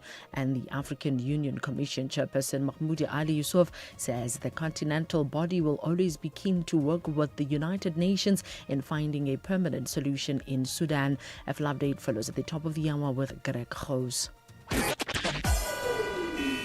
SAFM, guiding you through the rush hour traffic. Good afternoon. Starting off in Gauteng, there's an incident on the N3 northbound before Gilulis interchange and Bayes Nordia Drive westbound, slow moving towards Jim Forshire Road. In KZN, there's a crash on the N2 southbound after Perspection interchange. In Cape Town, Batencross Street outbound is slow moving towards the elevated freeway and Main Road northbound, queuing at Cork Bay. With your traffic update, I'm Irma G. This is SAFM Sports with Doming Kapele. Right, Chimmy, you got to run with the Bulls. Yes, Bulls coach Johan Ackerman admits that their 34-31 bonus point victory has significantly boosted their prospects as the United Rugby Championship heads towards the playoff phase. The win earned the Bulls 5 crucial lock points, helping them hold on to eighth position on the standing. And Ackerman says that the priority remains to secure a playoff spot first while taking each match as it comes. Just getting in the playoffs and then see who and where we are. Was again, I don't go every day and make the permutations, but I doubt if we can get to that fourth spot. So we're just going to take it game for game and just get in that playoffs. In football, Bafana striker Lyle Foster says that he expects the intensity to increase in the second match against Panama in Cape Town tomorrow. Bafana coach Hugo Bruce is expected to make only minimal changes, handing minutes to Bongokuhle Hlongwane and Megazile Mbogazi after their long journey from the US. And Panama could be without their goalkeeper Luis Magia and defender Eric Davis after injuries. It's normal. Obviously not so close to each other, but I think in the league system you always play you play a team twice. But obviously, a challenge. We'll see what they'll come up on Tuesday. I'm sure we'll also make different changes going into the game, and hopefully it's a different one, and we can come out on top. Elsewhere, Kosovo are on the brink of a historic achievement as they prepare to host Turkey in a World Cup playoff match tomorrow. Victory would see them book their first ever place at the finals. Under Serbian rules back in the 1990s, sporting events were banned and matches played in secret. But since joining World Soccer in 2016, Kosovo has steadily risen. Then in cricket, Bayer Swanepoel faces losing his contract with Central Gauteng Lions. This is after leaving the field during the One-Day Cup final to catch a flight to England. The Lions have confirmed an internal inquiry, with CEO John O'Leaf Wright saying that the union only became aware of Swanepoel leaving after the match. He had completed his 10 overs, taking 3 for 44 before leaving, and his absence meant that the Lions could not use a substitute fielder in the closing stages. The Lions went on to lose the final by 3 wickets to the Titans. Finally, in athletics, Thabang Musiako says or has sent a message to his rivals ahead of the Two Oceans Marathon powered by BYD on the 12th of April. The 2023 SA Half Marathon champion and former winner of the event clocked a course record of 1 hour and 4 minutes to win the Phakamile Mabhida Human Rights Half Marathon in Kimberley, just 2 weeks after finishing third at the Paris Half Marathon. Now, Musiako says that he is wiser and fitter after his marathon experiences and is determined to reclaim the title that he lost last year to Bennett Siloi. I'll have more on other sports in the next hour. Just a quick one. Bafana playing against Panama. Panama in Cape Town. Sold out affair. Can I ask you something? What is going on with our football, that big matches, even club football, you're getting capacity crowds? It's starting to be. And even this Bafana, I mean, I know it's in the build-up to the World Cup. Panama is not the biggest team in the world. I mean, they're not. They're not Brazil. They're not Argentina. We know that. But there's a sense of expectation, which is great, isn't it? Absolutely great. And it's always said that when you start seeing the results on the field, the fans are going to start coming. And I think a lot of people really do feel that Bafana has improved over the years. And as much as we know we're not going to win the World Cup, but we are hopeful that they will somehow have a great showing in the global showpiece. And I love the way that everyone is just supporting. I mean, this past weekend, I saw so many Bafana jerseys, but it's quite unfortunate that people are already selling counterfeit jerseys. I know. Like, it's so sad. But a lot of people that I've spoken to this past weekend, they're even willing to buy the 2,500 Rand jersey. Others are saving their money for petrol increases. Thanks for that, Jimmy.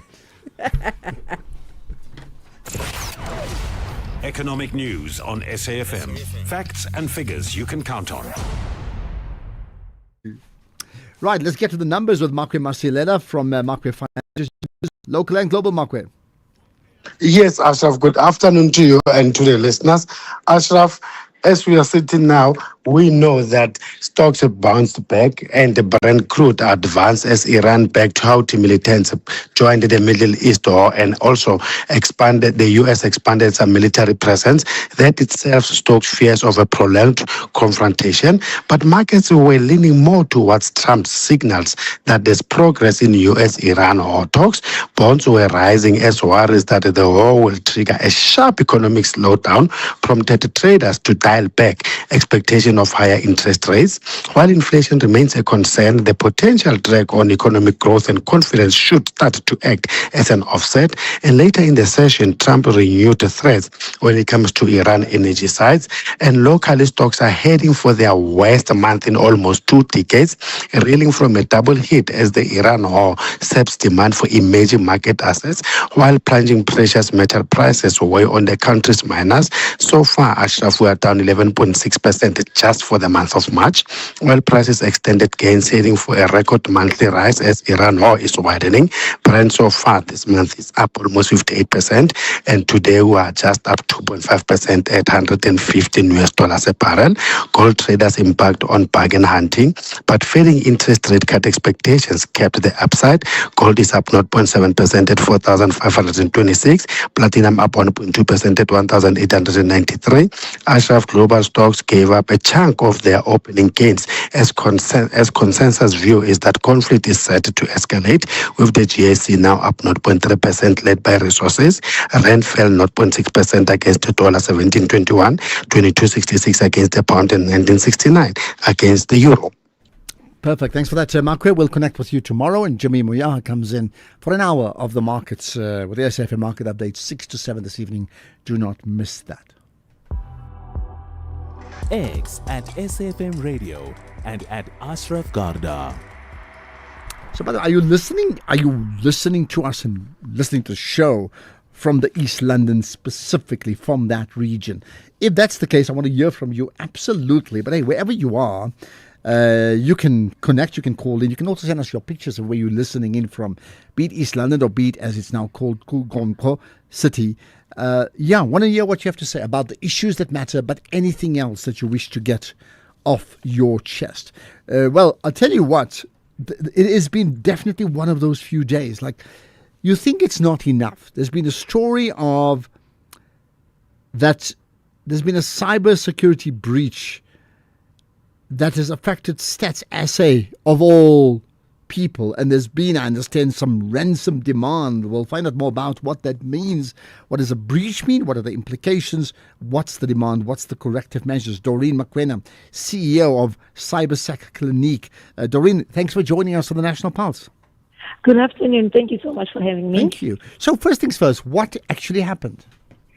This is catastrophic. I mean, if you thought the Xperia and the Gauteng provincial data breach that we experienced 2 weeks ago was something that we can phantom, this one is devastating. So a threat actor that attacked Gauteng provincial government 2 weeks ago is the same threat actor that attacked Stats SA. He goes by the name of XN95. What happened is that he posted, the ransom demand and the sample data on his Telegram channel. He posted that around 4 a.m. and we went to check on Sunday. That was yesterday around 10, and we did find the data there. By then, already about 20 people have already accessed the data, but no one has purchased the data. We then accessed and assessed the data. Then that's when we realized that the data definitely does belong to South Africans, and it was derived from Stats SA. Okay. This data, yes. Yeah. Okay. So this hacker. I mean, what do we know about them? He is he's an emerging threat actor. There are a couple of well-known threat actors globally, from a hacktivist perspective. But this one, he is not a hacktivist. He is hacking for bounty and ransomware and denial of service attack. He is a threat actor and he is dangerous. He is after the data. And obviously, the more significant the data, the more sensitive the data, the higher the price of hey, you want my information, else I'm going to destroy your system, right? What's been the response from Stats SA then? Sorry, I didn't get that. What's been the Stats SA response? So, as Stats SA did respond acknowledging the data breach, but it's the characterization of the data breach. They downplaying, the breach and the impact. This is big. The moment you look at those data sets, it's an entire job application of an individual. So you take that, you multiply that by 6 million people. That's the amount of the data breach. Sure. You're saying they're downplaying it. Why would they do that? So one is to control the narrative, two, not to cause panic. They do know that South Africa, we do have a problem of digital literacy. So the moment we hear the word hack, we think of the worst. We think that someone, when you get home, you'll find someone sitting there waiting for you. But I do understand where the panic is coming from because we do get breached. People don't even respect the POPIA Act. People call you, they access your data, and they call you. So if right now we volunteer our data to hackers on the dark web voluntarily, not knowing, Stats SA is one of the biggest institutions that the country has trust in. And for them to lose our data, it's like they are losing our national footprint. Well, let's talk about that because, clearly Stats SA collects data, analyzes it, and on that basis, very important decisions are made. For example, even on budgeting, right? If you wouldn't build 1,000 schools in an area where there's no one living, so you have to be determined by what's happened. So what then would happen next in terms of if this data is compromised, is it retrievable or is it not retrievable? And if it's retrievable and it's already compromised, what are the implications? If it's not retrievable, what are the implications? So I need to paint a picture. You see, when a threat actor enters your system, he just doesn't, it's not a drive-by attack or he's not visited. This guy is there for days, for hours, for weeks. So that's the same reason why this guy got in, downloaded the entire recruitment database, and still kept the site alive. Chances are he is still there, So we confuse functionality. And we confuse that and say it's not a data breach. Just because the system is functioning, it doesn't mean it was not hacked. So it would have been nice for us to understand what Stats SA is proactively doing in terms of remediating the situation. Cybersecurity, we're being guided by something called a CIA triage, which maintains that your data needs to conform to standards of integrity and availability. So if the data is available, but it's not integral, it becomes an issue. And the onus is on Stats SA to actually assure the public and give us the confidence back that we can trust it. And therefore, in conclusion, what would you like to see happen next? We would like, first of all, I don't even think that data subjects were notified. There haven't been any proactive cybersecurity measures being taken or being done by these affected parties because they don't know that they have been affected. What we would have done was to actually let the data subjects know that there has been a data breach. Stay alert, change your passwords, monitor your digital footprints. But we acknowledge the hack. It's more of they stole from us, but it's okay. We can live with it. So it's daunting. It doesn't give us confidence. Yes. Oh my goodness, they stole from us. We can deal with that. Yeah. Quote of the day. Thank you for your time. We're all concerned. Much appreciate you sharing your input here regarding that security breach, which is like the equivalent of a break-in into a big departmental store of the whole country. Thanks for your time. In this case, Doreen Mokoena, CEO of CyberSec, which is an SEC clinique. Thank you for your time here, relating to that cyber breach in Stats SA confirming that that's exactly what happened. There's been a breach of the human resources database, and it's got huge implications at that as well. Right, we'll get more thoughts from you, and another issue of huge, that's like one issue after the other today, just one after the other. What about NSFAS and a story that will surprise you right after this? SAFM 104 to 107 nationwide. Leading the conversation. You can become a victim of a legal problem: wrongful arrest, assault, uncontested divorce, rental disputes, maintenance matters, or labor problems. It can happen to you. Clientele Legal provides tough professional lawyers for an affordable monthly premium. Our legal team is standing by to assist you 24 hours a day. Join today. SMS SAFM to 32195. That's SAFM to 32195. Clientele General is an authorized FSP and licensed non-life insurer. T's and C's online. Standard rates apply. The National Pulse with Ashraf Garda. Okay, now, so we'll get to your calls just now. So here's another story. There's been a response, a call from the South African Union of Students, right, for reform at NSFAS, the National Student Financial Aid Scheme. Now, why? Well, there's been findings by the Auditor General that may well surprise you, right? So let's pick up on that in terms of thoughts that you may have on that one there, but we'll do that in just a moment. What I'll do as well, just let me call out some of the WhatsApp comments and remind you that you need to just send us comments, and if you are doing just that, on that issue regarding what is now called the Nigerian King, right? That's the one thing. The other, of course, is any of the other issues. So, for example, the issues of the cyber crime that we talk about, the issues of the drug bust that we speak about, the ongoing issues of Donald Trump, and the conversation I had much earlier on as well. All of that are most welcome. And other things maybe we've omitted. You want to put it on there? What would you like to put on the agenda? Here's your chance. So with me is the spokesperson for SAWUS, the Dr. Tato Maseko. Thanks for your time. Masekwa, rather. Thanks for your time, and thanks for joining us on the National Pulse. Oh, thank you very too much for having us. It's always a pleasure to have you. And much appreciated, but not on a good news day. What's the problem? So, look, I think the biggest problem that we have is the mere fact that, from the Auditor General's report, we have heard that there were about 800 deceased students who continued to receive funding, and more than 1,000 students actually were receiving funding although they did not qualify. And of course, that also, this raises a serious concern and a serious outrage from our side, because you find a lot of students who are deserving. They are excluded, they are defunded, left with prolonged uncertainty regarding their funding. The defunding happens during the course of the year, and that on its own creates a serious problem in as far as NSFAS is concerned. You look around, NSFAS finds at least about 60% of students in institutions of higher learning.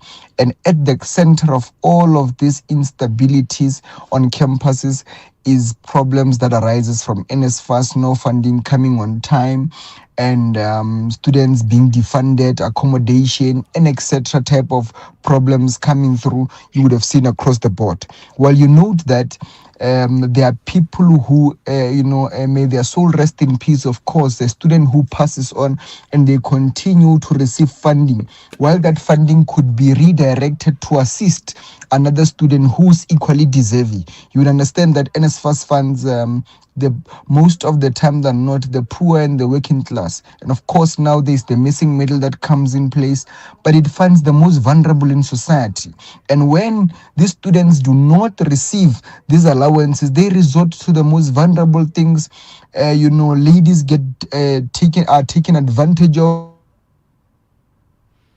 No, I think we may just don't study, and etc. etc. Okay. Let's talk about the payments made to deceased students. Now, is that how? First of all, how big an issue is it? How many? One person, 1,000 people?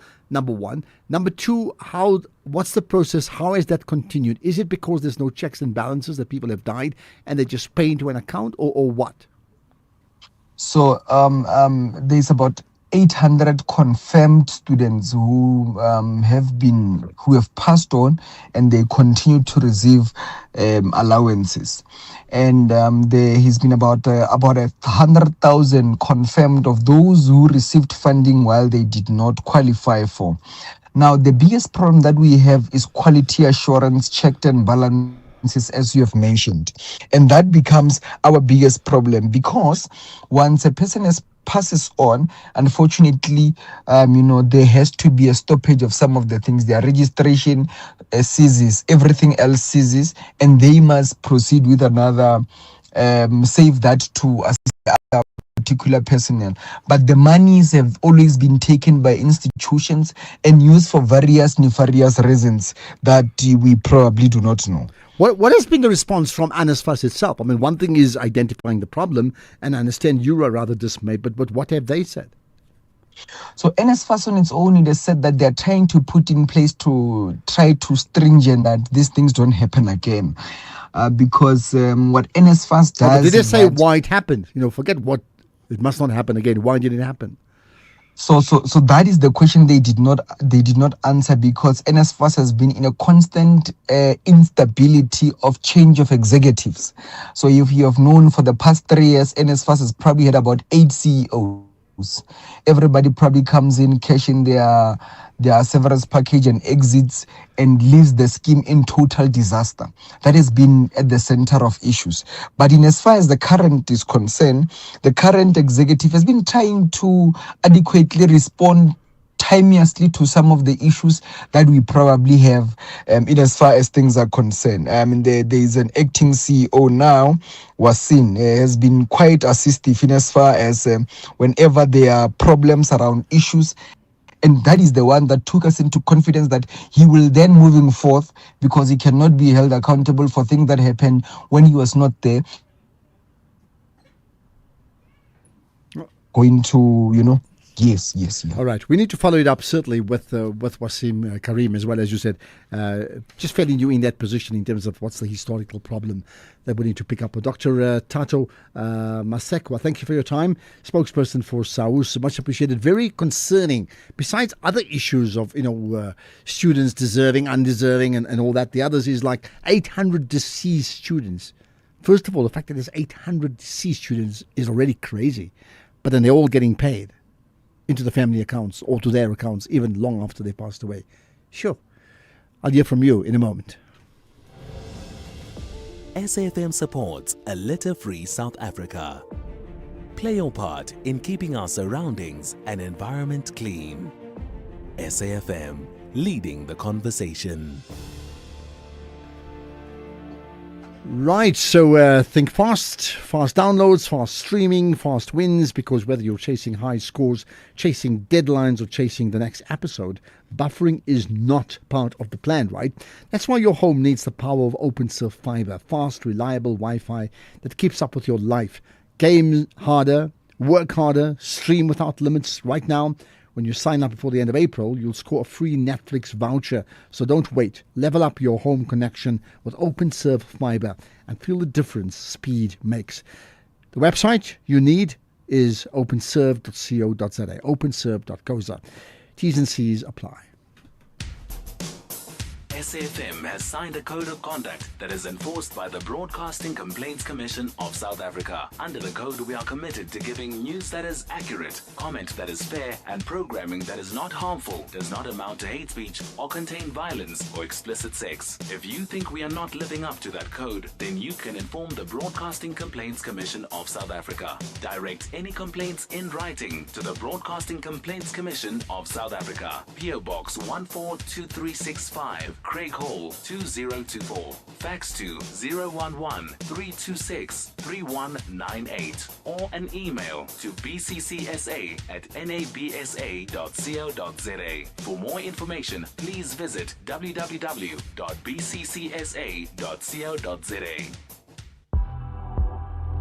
X at SAFM Radio and at Ashraf Garda. Okay, I see Naveen from Durban saying, "Hi Ashraf, any funding organization needs to be closely controlled. The vultures circle quickly. CEOs, etc., needs to be held to account." Is that what's happening? Okay, thanks for that reminder. There's more. There's naturally lots of... Well, there's just a comment about the issue that Chumi brought up. Ashraf, I hear Tumi saying it's said that people are buying counterfeit Bafana jerseys. I mean, those jerseys are expensive. It's like 2,500. It's really crazy expensive, you know. And yeah, and you know, Bafana has a big support base from the poorest of the poor to rich. So that jersey is not affordable for all classes, and I understand why people opt to buy the counterfeit. I don't support it for them to counterfeit, but you know, looking at these prevailing conditions, yeah. So you understand there's a big fake market. It's illegal, as you've actually said, and people buy it and they can't afford it. But the fact that they can't afford it, does that give them a reason to buy that? I know that within like hours of these tops being put out, there we are. It's an industry. It's a serious business, isn't it? Listen, just talking about that, there's also a comment about something we touched on earlier on. Let me just pick it up. In fact, I'll get to that just now. Here's another related to the big issue of the day, clearly. Good day, my name is Jackson. I'm sending this message from Limpopo. Commenting regarding the kinship in KwaXompo.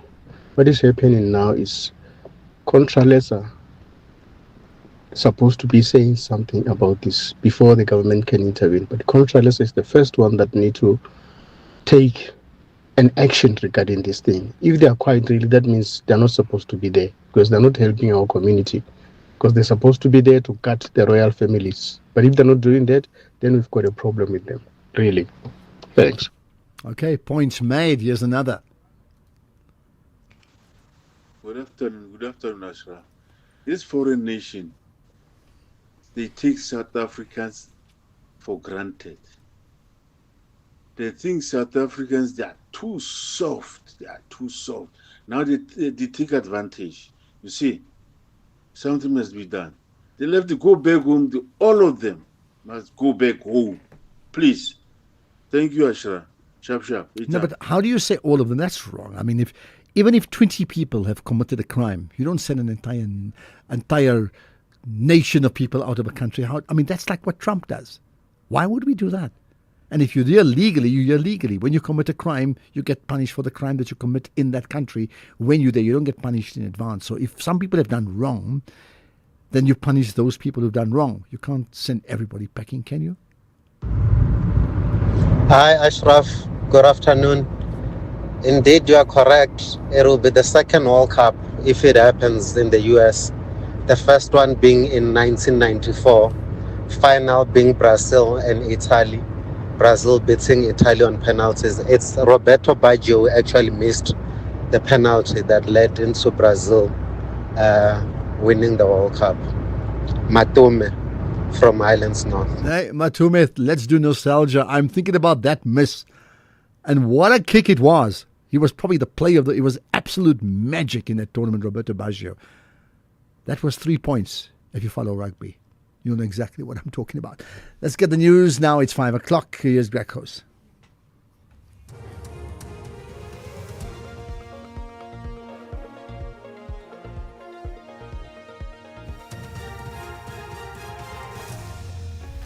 Thank you, Ashraf. Call for a temporary reduction in the fuel levy and efforts to resolve the conflict in Sudan. Good day to you. The Motor Industry Staff Association has called on the South African government to urgently implement a temporary fuel levy reduction ahead of the expected sharp petrol and diesel price hikes on April 1st. The hike is attributed to global oil shocks linked to tensions involving the US, Israel and Iran. The association says rising fuel and electricity costs include Eskom's tariff hike, are placing severe financial strain on workers. Spokesperson Sonia Carstens. South African workers already spend more than 50% of their salaries on transport and electricity. With electricity tariffs set to rise on the 1st of April, households face a double burden that will push many deeper into financial distress. MISA is highlighting Namibia's example, where its government has temporarily reduced fuel levies by 50% until June to shield consumers from higher pump prices. South Africa must follow suit to protect its citizens. The Deputy Cooperative Governance Minister, Prince Olile Bernsen-Gamache, is calling for calm in Mpompo in the Eastern Cape after a march against the alleged coronation of the Igbo Nigerian king in the city turned violent. At least 12 vehicles are believed to have been set alight. Bernsen-Gamache says a meeting between the government and the High Commissioner of Nigeria is scheduled for April 8th. The contingent of ministries, state security from the presidency, police, home affairs, DERCO together with ourselves. We will be meeting with the High Commissioner, who also has written a letter to the Premier of the province expressing the apology of the. Out of that meeting, we will then determine a date wherein we will all descend to the palace of His Majesty together with those Nigerian nationals who have voluntarily already expressed their intention to apologize to the kingdom and its people. 5 men accused of kidnapping in the murder of a senior researcher from the SA Institute of International Affairs, Stephen Groost, have been denied bail by the Johannesburg Magistrates Court. The accused appeared in court today facing charges including murder and kidnapping. The court has ordered that their identities not be disclosed due to ongoing investigations. Presiding Magistrate Tombokasi Twele. The state is opposed to release on bail at this stage. You will be kept in custody until the 8th of April for address verification. You will again appear at court number 9 on the 8th of April at half past 8. You will be kept in custody.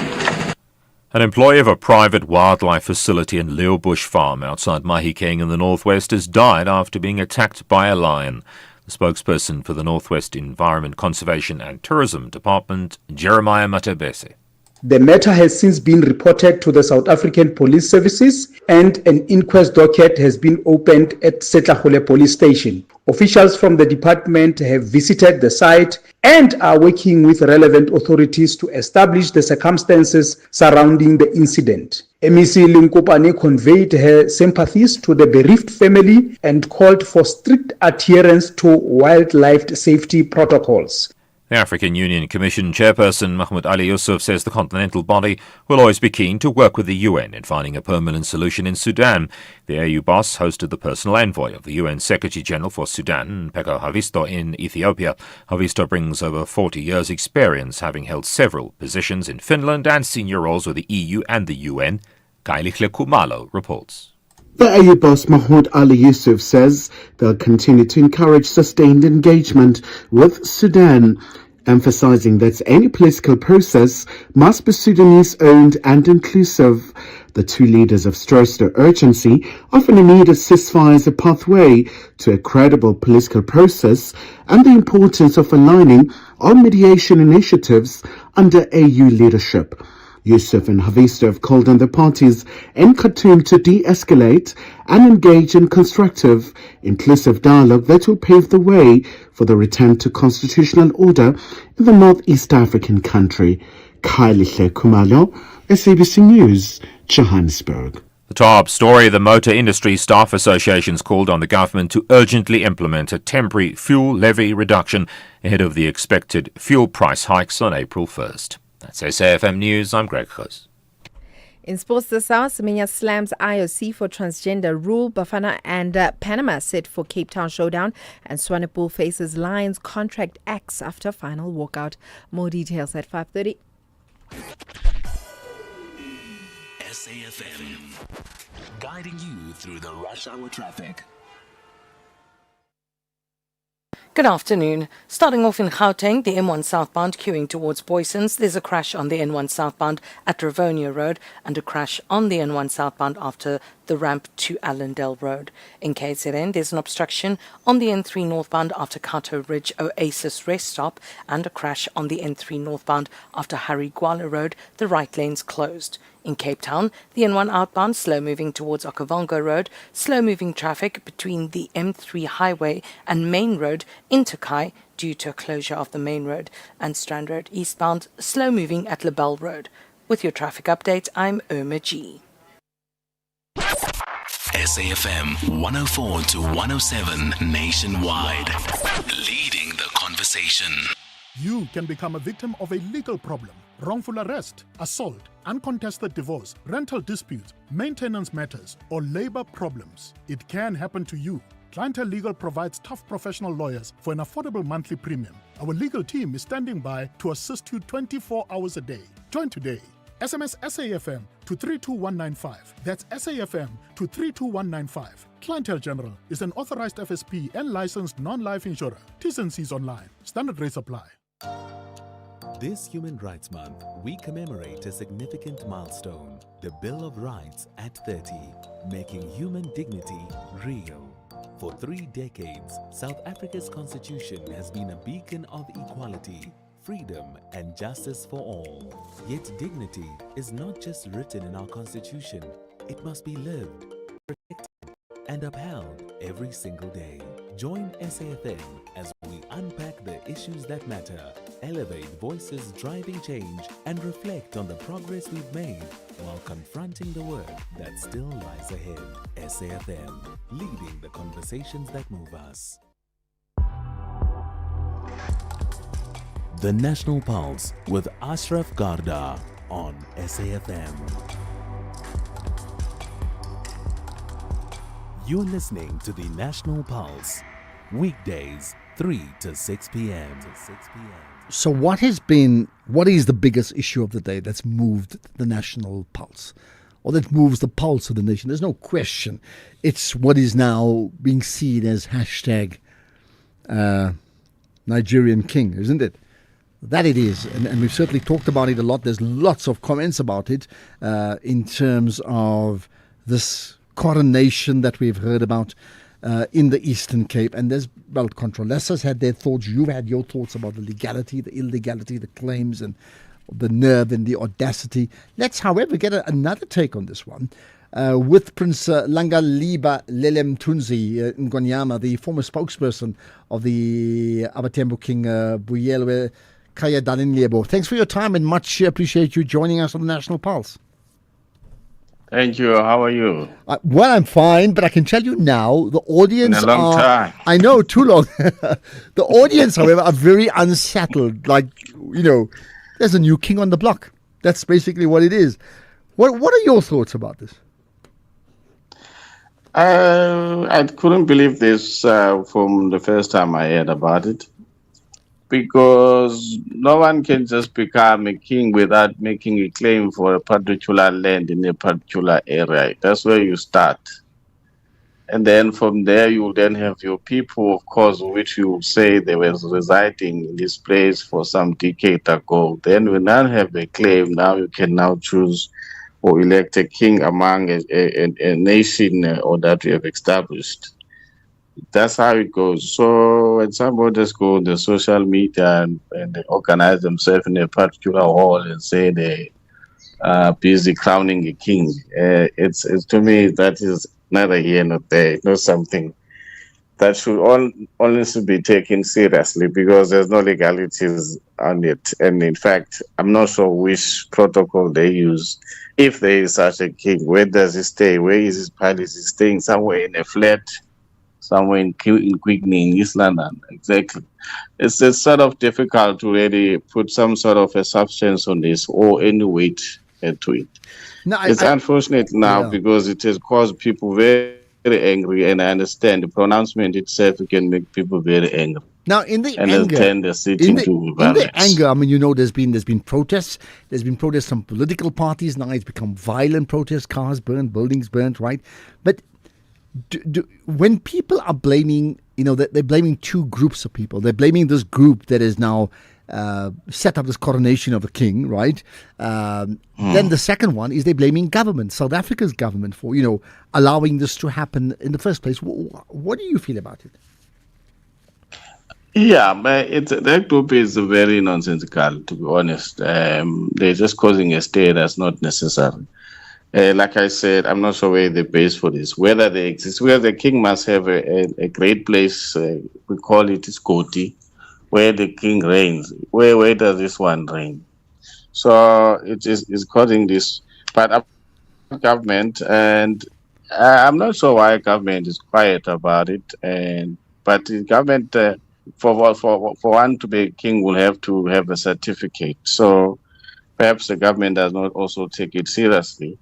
But the problem is it has now led to what we see, and these things somehow are orchestrated to just cause violence. I'm not sure. I think there's something much more behind this than what we see. What would be behind it? Are you suggesting? You see, at its base level, it's a simple group of people in a town in the Eastern Cape. It's like, okay, this person's from Nigeria, is our Nigerian king. We know he's got no real powers. He's got no land. He's got nothing. But anyway, ceremonially, he's like our monarch. That's at its simplest level.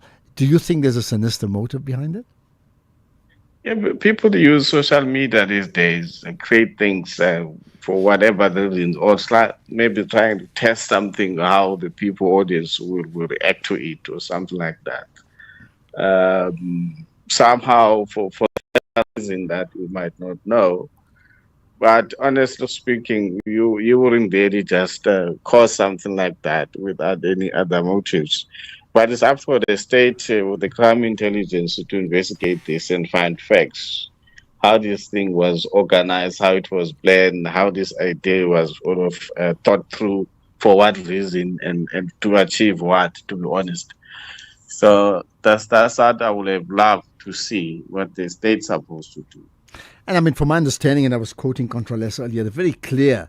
And, that in terms of traditional leadership, there's an established system in place. That means nobody, even if I have land, I can't claim now to be what we would call a traditional leader or a monarch in that region. I mean, there's a certain qualification that warrants it, and I think that's all been signed up now already, isn't it?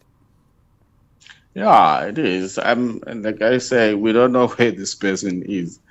You don't start by just having a king, claiming a kingship without the land itself and the nation. There's just no base for this. But the unfortunate part is how it is now escalated to violence. And one thing that's not acceptable, what they were trying to play, it is annoying for someone knowing their existing king and pronounce yourself using social media. That's very wrong. So I would love those people who will try this to stop doing things like this. And if they think they have a claim, they must put a claim so that we know what is this claim about. Not to cause what we're seeing now in our city. Well, I mean, you're not the spokesperson for the Abatembo King any longer, but assuming you were, right, what advice would you then give? What would you be talking to the chieftain on the one hand and to South African government and Contralesa on the other? I would say Contralesa, well, it's okay to raise their voices. That is not acceptable to put a position. But it's not enough for just to leave it like that because of the what it has caused. That's why somebody who has done something like that, this is where perhaps the state is supposed to have done to investigate such a claim, knowing the possibility of what it could cause, to cause a stir and anger and violence. So something like that should have been investigated thoroughly, and that person who has done so, at least to be brought to book. It's just that sometimes the thing to do, anything to do with traditional leadership is not really taken seriously to a certain extent. I don't know why, but I would encourage that the state must investigate this thing because it has incited violence now. We don't know what other motives that were behind this. Of course, the social media is spread this thing all over. And for someone who's not staying here, who will then dare to say there's really a king somewhere with a palace of some sort. But there's nothing like that. I mean, that person only exists on the social media from what I know. But unless I'm proven otherwise. Lastly, I mean, you say it's incited violence. So can we say there's two wrongs here? That whoever's made a claim for being a traditional leader, that's wrong, it's illegitimate, it's not allowed in the country. But at the same time, since when is it allowed that if people want to voice their frustrations at it, first of all calling, amping up their xenophobic pronouncements and then actually burning cars and burning buildings. I mean, what about them? How do we deal with them? Yeah, it's very wrong, and it's not supposed to happen. And that's why I would say you better take the fight where it is the way this person, because they are very innocent people who I'm not saying I'm saying, but not everybody who is a Nigerian might be supporting this. Some of Nigerian are doctors, some are engineers. Now they will be affected by just one person who claimed to be a Nigerian king. So it's unfortunately has led to this. But I understand the anger, but I don't think you need to justify the burning of buildings then. Because in that case, one can even burn everybody. My car, anybody can be affected. So better maybe to ask the state to find ways to intervene on this before it escalates. You do know you do know beyond this. I mean, there's been this ongoing conversation about foreign nationals, particularly undocumented foreign nationals. We have no idea about the particular case of this traditional leader or king or others, right? But do you get a sense, therefore, that the burnings that have taken place in that region is a response to people feeling that it is the burnings that attracts the attention, which it clearly has, and therefore puts it on the national agenda? Yeah, that's true. That's true. Part of it is others, they see this as an opportunity to voice their anger about what you just said, about people come here undocumented and without documents, and then they do business. They keep on doing things that people accuse them of selling drugs, turning young girls into prostitutes, and so on. So there's much of that across the country. So I think you could be right to say this is perhaps not about this king alone. People are beginning to say, we had enough. We had enough. So the state must really do something about this and make sure that people that are coming up have proper documents, are documented properly through the state processes. So it's something that it's escalating. At some point we hear that borders are left not having proper security, people coming in. And not only that, it is talk to people stealing cars and human trafficking and everything.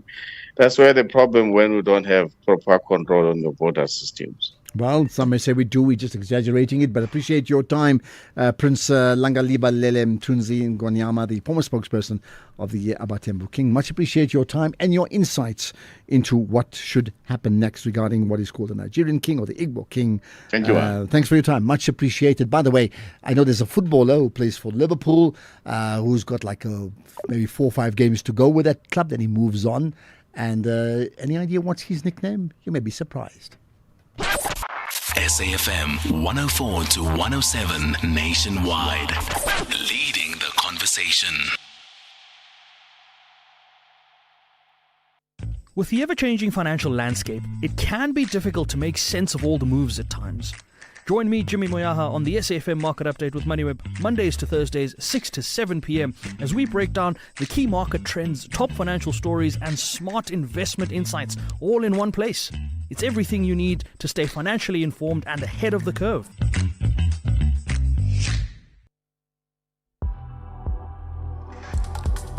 Ashraf Garda on the National Pulse. And of course, that Liverpool player, Mo Salah, nickname, the Egyptian King. I'm just saying. Right. Hi, Ashraf. All the logical explanations, etc., for Trump's war on Iran, don't factor in the most important cause, and that is the Epstein blackmail files that Mossad has on Trump and other officials. It defies logic, defies common sense, and dragging into America into Israel's greater war plans. But that is the only, and it's not speculation. 3 million files haven't been released. Those are redacted. Why not? Who do they implicate? So that is one of the greatest known unknowns, and it's just horrible of what's happening because of it. But I hear you, but how do you know? I mean, of course I know about the Epstein files, and many people have talked about it, about this distraction, and but how do we know that that's why Trump is doing what he's doing? How do you know that? Afternoon, Ashraf. This is Tato from Johannesburg here. I just wanted to comment about that Nigerian king. If this had happened in Nigeria by a South African, they would have arrested him because it's illegal. People keep on saying this is illegal, this is illegal. Why is this person not arrested? Because they've done an illegal thing. Well, processes doesn't happen in 1 minute if you just find out about it today, isn't it? Yes, more. Hi, Ashraf. I just want to raise an issue. Who in South Africa helped to facilitate this thing of the Nigerian so-called king? That's the question we should also ask. South Africans are so gullible sometimes that they will even help on illegal things. So my question is, who facilitated, helped in whatever form this Nigerian guy? Thank you. But I mean, wouldn't you think it would be his own, well, let me call them subjects, if you, for want of a better word, people who prop him up and they see him as their king? Wouldn't that be the case? Good afternoon, Ashraf. I agree. We are all hana about everything. Imagine you enjoy more rights in your country, in another country than your own country, because everything is just hana. The caller is right. That guy should have been deported yesterday as a matter of agency. Whatever he came here to do, clearly he's not doing, because he didn't come here to be a king. He must go now. And even if he's... Come on, man. To make an omelette, you need to crack some eggs. Let him be the egg. Let him be the egg. You don't care about what this data says. Go home. Go home. He may say home is where the heart is, in the Eastern Cape. Just say. Smile a bit. Khadi in Limpopo, hi. Hi, Ashraf. How are you? I'm Everybody's good. fine. Everybody. Yes. I just wanted to comment this gentleman, Solomon, in the Eastern Cape, they're from Nigeria. He said something about, the Igbos, they're very ceremonial and flamboyant, etc. In other words, I think he's trying to say it shouldn't be taken too seriously. I just wanted to comment, in 2022-23 in Cape Town, the same Igbos, they established a union of the Imo state in Cape Town with a governor. A governor was elected for that Imo state in Cape Town. We didn't cry or make noise about it because I think we thought it was a cultural activity, as it were, So now, why the king? If they have a governor already who represents the Igbo nation, and if there are funerals, as everything he said, they assist with each other, as we do with our local societies. That's what it appeared to a person like me. So now my question is, why now a king when they already have a governor? Now, I wanted to ask Solomon that question. And well, you know what, Ashraf? Mm-hmm. You know what they say about the camel?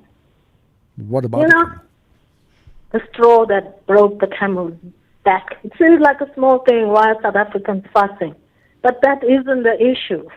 It's the drugs, it's the prostitution, it's the scamming, it's everything. This is just the straw, the final straw that broke the camel's back. This is the as final they straw. say. Okay. Well, Cardi, thanks for that. You've expressed your opinions, and again, there's nobody sitting on the fence on this one. I can tell you now. People are very, very clear what they feel about this, right? Okay, let's move on. We're going to talk about collaborative work right after this. X at SFM Radio and at Ashraf Garda. Okay, so here's something that's quite significant on a day where we've picked up one issue after the other that disrupts society. Well, this is a disruption of a good thing. The Department of Higher Education and Training has announced a new memorandum of understanding on AI and digital skills development. Very important. Between the Department of Higher Education, the one end, and Google South Africa. The MOU has big plans in terms of the impact it may have. Let's find out more about it with Kabelo Makwane, the Google Country Director, who obviously has co-signed this. Kabelo, thanks for your time. You're live on the National Pulse. Hi, good afternoon, Ashraf, and thanks for your time as well as your listeners. Much appreciated, right? Tell me from your side, why? Why this MOU? What's in it for Google? More than what's in it for Google, I think it's a recognition that we need to participate in kind of closing the skills gap as far as AI technologies are concerned. And, together with the department, we've been contemplating how we can actually partner around strategic interventions to build capability in the country, particularly in higher education. And that cuts across both universities, TVET colleges, CET colleges, and the like. And the partnership is just anchored on 5 key tenets. It's just broad-scale digital skills training, particularly with a focus on the most highly sought-after, in-demand skills. Because the reality of it is that we do recognize the youth unemployment challenge, and part of that is a structural issue that we need to solve, getting those youth to have skills that are actually in demand, in private sector and industry. And these skills are AI essentials, making sure that people are suitably trained on AI, cybersecurity skills, big data analytics skills, and effectively skills that will be relevant for, future-facing disciplines targeted at industry requirements. And the second tenet of it is curriculum co-creation and integration. You would know, Ashraf, that part of the challenge we have right now is that, a lot of tertiary institutions are still grappling with how to integrate and incorporate these new technologies into, pedagogy, into the teaching and learning process. Some shun it and some block it, and it prevents students from using these technologies, and some have embraced it more than expected. And so it's just around co-creating educational content, but also a framework for how integrating technology in the teaching and learning process, because the technology is here to stay. And I notice it's the pitch is to, the collaboration of the MOUs was higher education. What about basic education? Oh, in basic education as well. Watch the space. We've already begun some work. In fact, at our last conference, last year, we started to engage like-minded stakeholders targeting a train-the-trainer type of program. In the basic education space, our target is actually to reach about 210,000 learners through a train-the-trainer type of approach. And we've partnered with,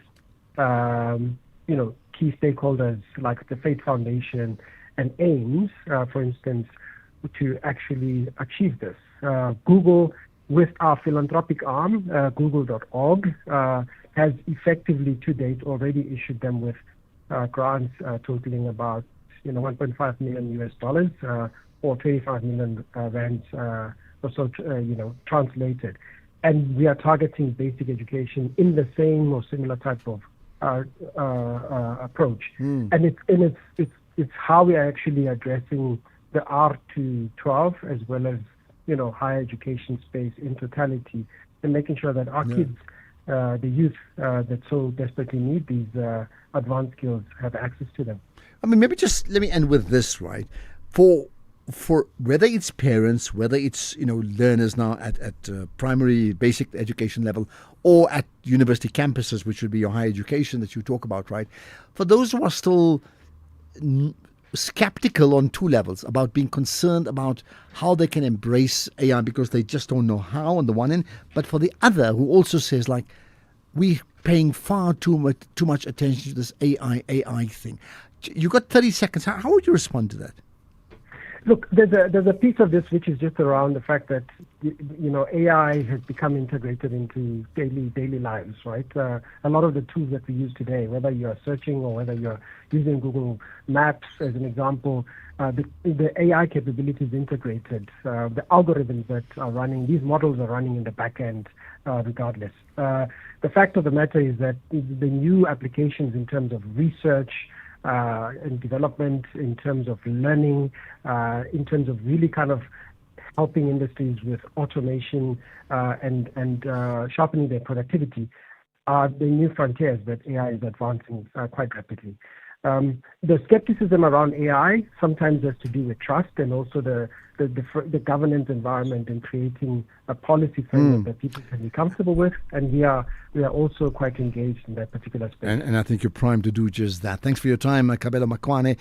Probably need to have more chats around this down the line. I think it's that important. Google's country director, of course, in relation to that MOU now with the Department of Higher Education. AI is here. Like it or not, believe it or not. News headlines, here's Greg. In the headlines, a member of the Amatkosa royal family is calling on the government to intervene to address the issue of undocumented foreign nationals in the country. The Motor Industry Staff Association has called on government to urgently implement a temporary fuel levy reduction. And the Ukrainian president says his allies have asked him to reduce attacks on Russia's energy sector because of the current global fuel crisis. There's a full update at 6 o'clock. SAFM, guiding you through the rush hour traffic.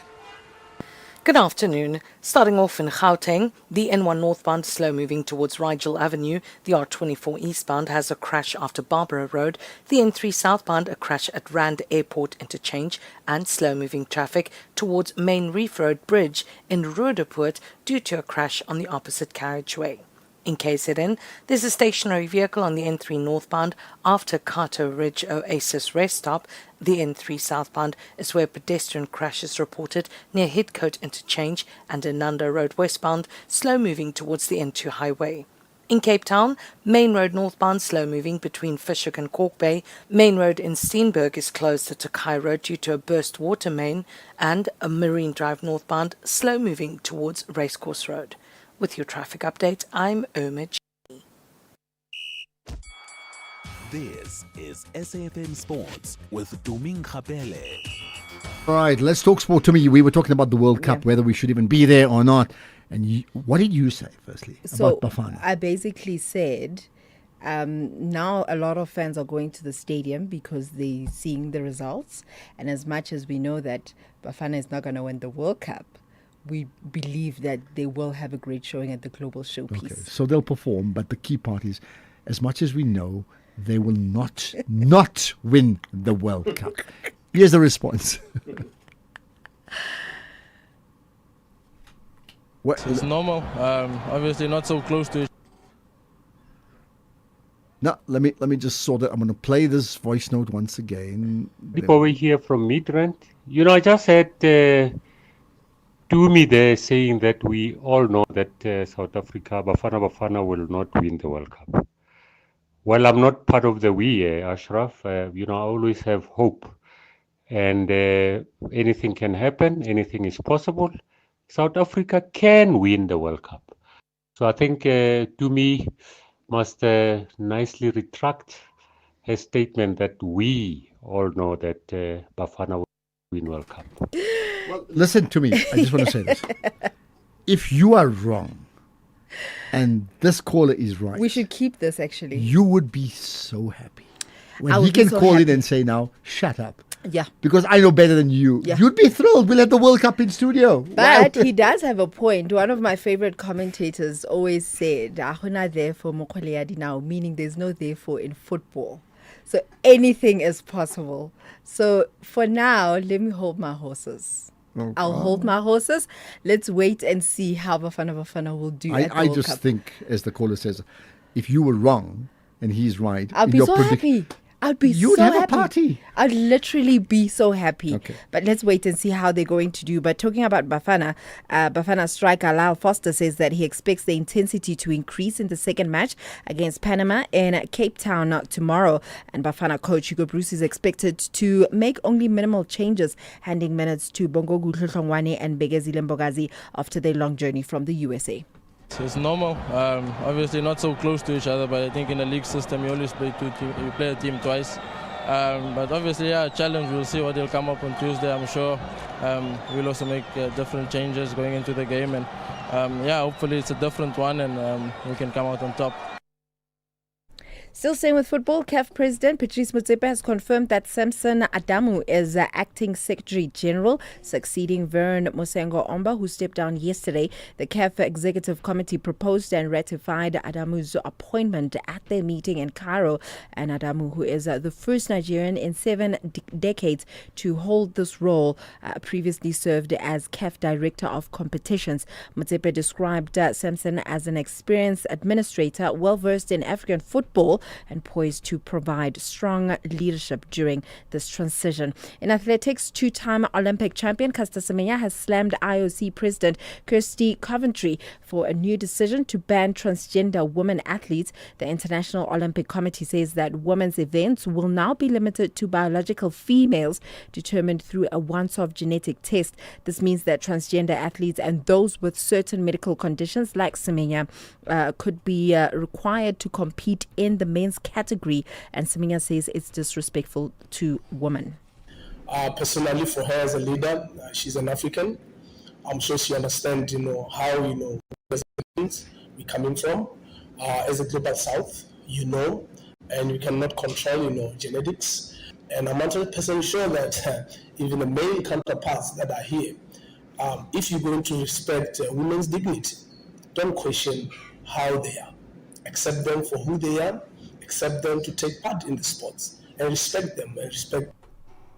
In cricket, Bayer Swanepoel faces losing his contract with Central Gauteng Lions. This is after leaving the field during the One-Day Cup final to catch a flight to England.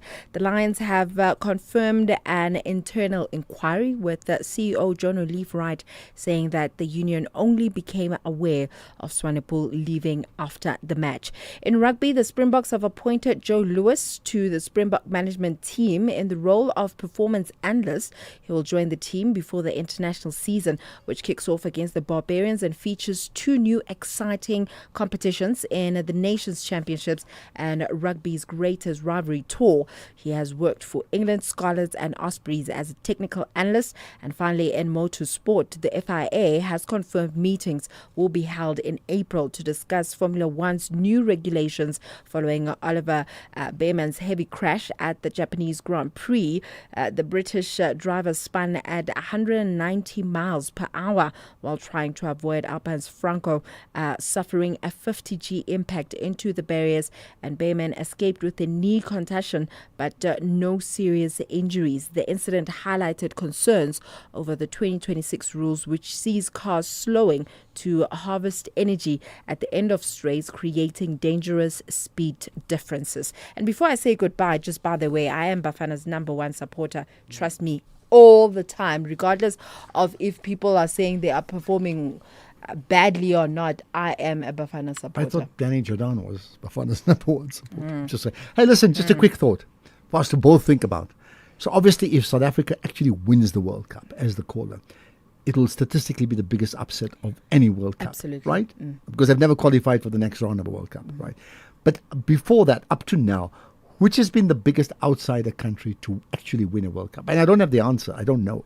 That means who has been the biggest rank outsider of the history of the World Cups to actually win the World Cup? I think one of the biggest shocks, if I was maybe one of the first or second ones when Brazil lost to Uruguay in that they had like a group final. But that's a long, long time ago. Actual outsider, I don't know. Which means what? In World Cups, outsiders don't win. But anything can happen, as our listeners But I'd love to know an answer. I mean, I don't know what the answer is. Yeah. Well, that said, Economic news on SAFM. Facts and figures you can count on. Let's get to the. In fact, we'll talk about the numbers in terms of the biggest outsiders. But what about the markets? Jimmy Moya hosts the SAFM Market Update. Jimmy, what's top of your agenda today? Good afternoon, Ashraf. Good afternoon to the listeners. The Johannesburg Stock Exchange on Friday announced that they would be suspending the bonds of the city of Joburg from trade because the city of Joburg has still not submitted the audited financials for the previous financial year that ended around June of last year. We're going to be speaking to a chartered accountant and founder at Karuska Consulting, Kaya Sitole, around that. I want to get his thoughts around what the procedures look like from an audit perspective and who's responsible for ensuring the timely submission that hasn't taken place. We're also going to take a look at the Competition Commission's warning that those that operate within the markets in South Africa should not be employing price gouging techniques amidst the fuel price increases. We're going to speak to the Competition Commission's chief economist around that and get a sense of what it is that they are warning service providers not to do in this time. Then we're going to take a look at South Africa and how it fares on the Policy Uncertainty Index following the global developments that we're seeing unfold. It is probably not the most comfortable position that we find ourselves in after the first quarter of the new year. We're going to take a look at that and see if we can make sense of that. Then we're going to take a look at how to navigate these interesting war times from a volatility perspective with the team at 91. And we're going to wrap up the show with a personal finance conversation, taking a look at what financial planning requirements are there for those that are salaried and non-salaried individuals and how those differ. Before we get to those conversations, though, a sense of some of the market movements throughout the day. It has been a better start to the week on the equities front, not so good on the currency side of it. Equities globally were in the green for the most part. The Nikkei in Tokyo down about 2.8%. That was the biggest loser in Asian markets. The Shanghai index, the in Asian markets finishing in the green, up 0.25%. European markets were all in the green. The FTSE in London up 1.2%, the biggest gainer on the day there. South African markets, resource stocks were up 3.6%, but that was offset by the 0.2% loss in industrials and 1.1% loss in financials. Despite that, we still finished up 0.5% in the green in the case of the all share. The top 40 up almost 0.7%. I did say the rand was weaker, 17 rand 15 against the US dollar at the moment, but firmer against the British pound at 22 rand 63 and 19 rand 65 against the euro. $1 Australian, 11 rand 76, a little further away from that 12 rand mark that we didn't want to get to. The Bitcoin price, $67,000 a Bitcoin, or in rand terms with that weaker rand, 1.162 million rand. So still below 1.2 million rand, but that weaker rand not doing us any favors in that respect. A quick look at commodity prices before we head out. The gold price is at $4,549 a fine ounce, or a little over 2.5 million rand per kilogram. The Brent crude price still above $110 a barrel. Not happy about that at all. The exact figure at the moment, I'm just pulling that up on my side, is $106, so still above 100, but a little firmer than the $110 a barrel level that we saw about an hour ago. So market's still very, very volatile in that respect. Platinum pricing $1,900 odd a fine ounce, palladium $1,400. I'm going to look at these and other market movements with Gary Boyson from Iran Swiss a little later on. I want to get his thoughts on where we go to as we wrap up the month of March and indeed wrap up the first quarter of the year. But that comes up after the 6 p.m. news. For now, Ashraf, back to you. Right, perfect. Thanks for that, Jimmy. Have a great show. Looking forward to that as well. And after 1 hour of the markets, it's another hour of sport coming up, 7 to 8. X at SAFM Radio and at Ashraf Garda. Predictably, this comments about Bafana's World Cup. Good afternoon, Ashraf and your listeners. You know, on that point of Bafana can win the World Cup, in Zulu, I would say, Lingawa, Litoshwe Zinkuku, Ilanga, which means the sun can fall down and the chicken, or what do you call chickens? They can pick it up and eat it. That's impossible.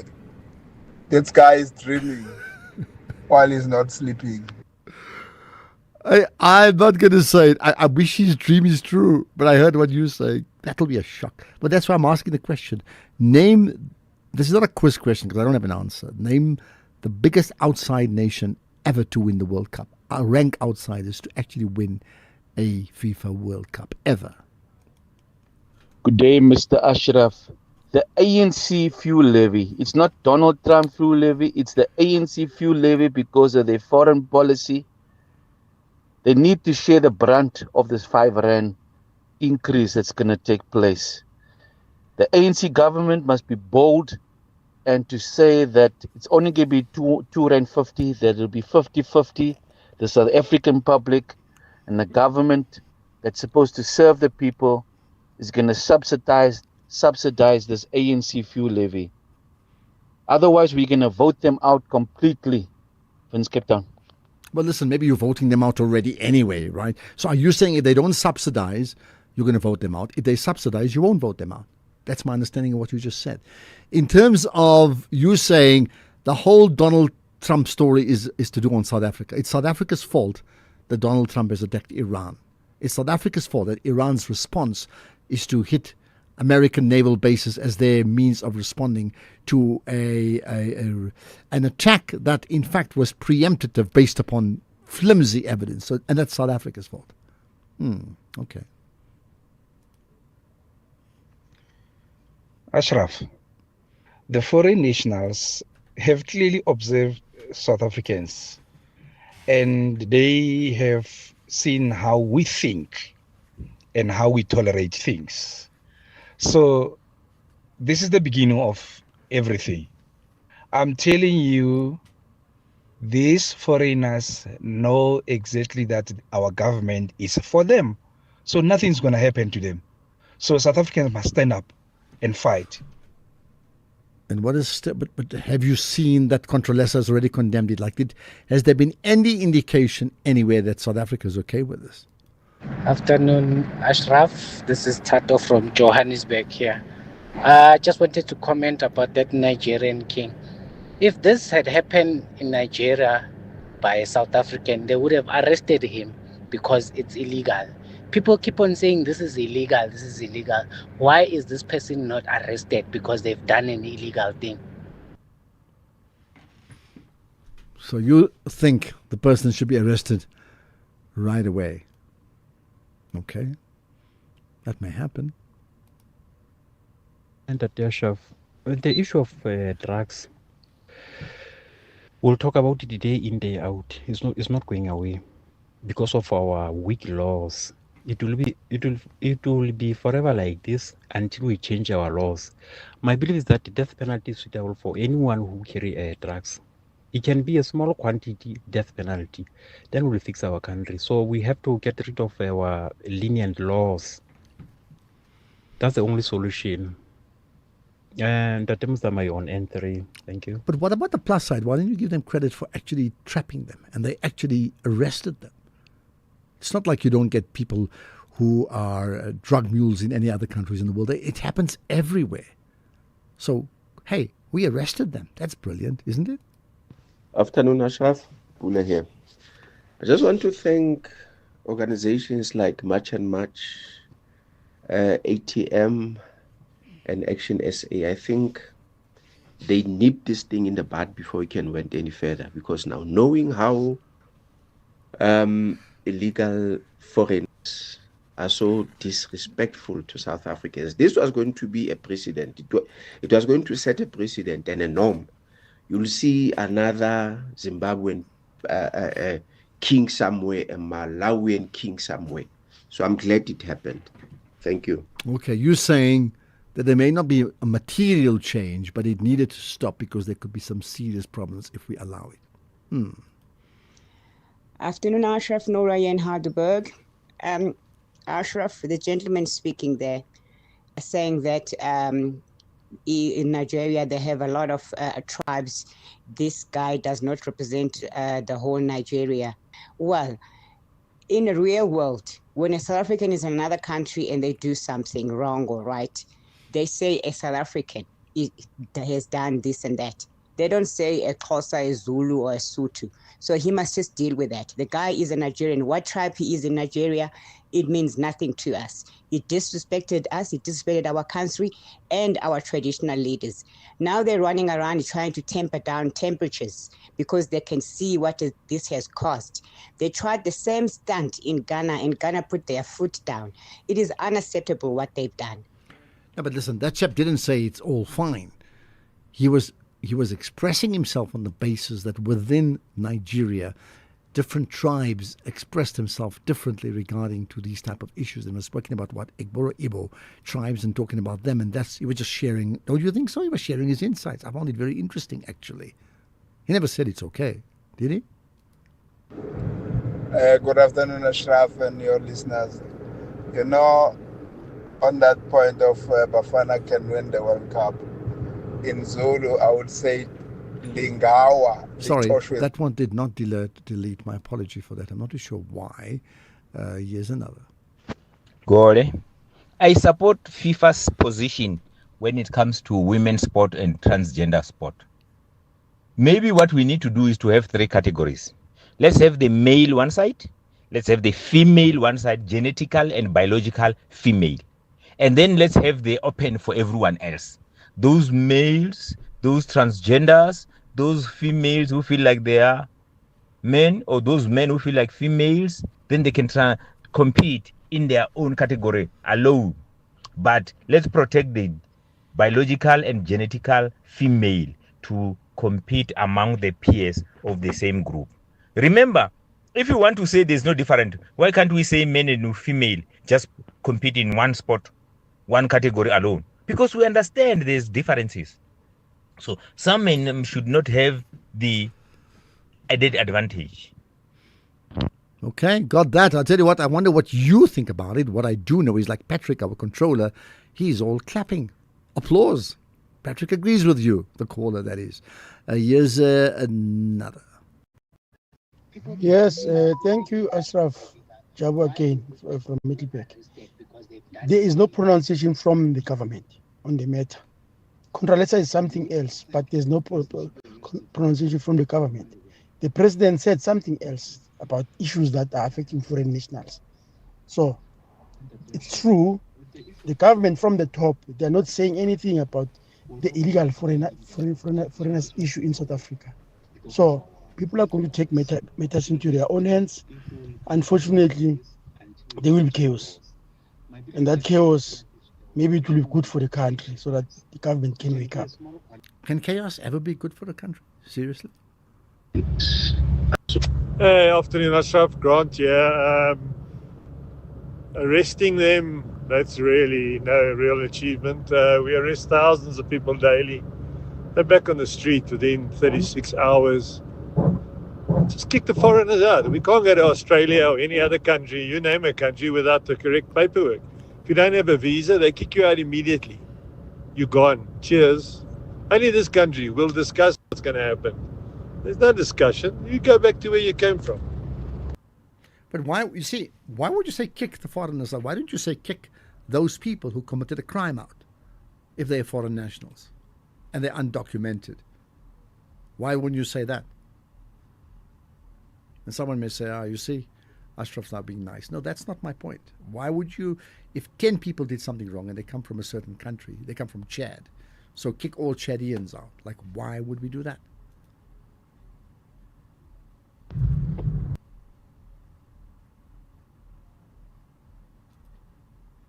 The problem is not these Nigerians, but it is this weak, useless ANC government that has allowed our country to be turned into a mockery. Joe.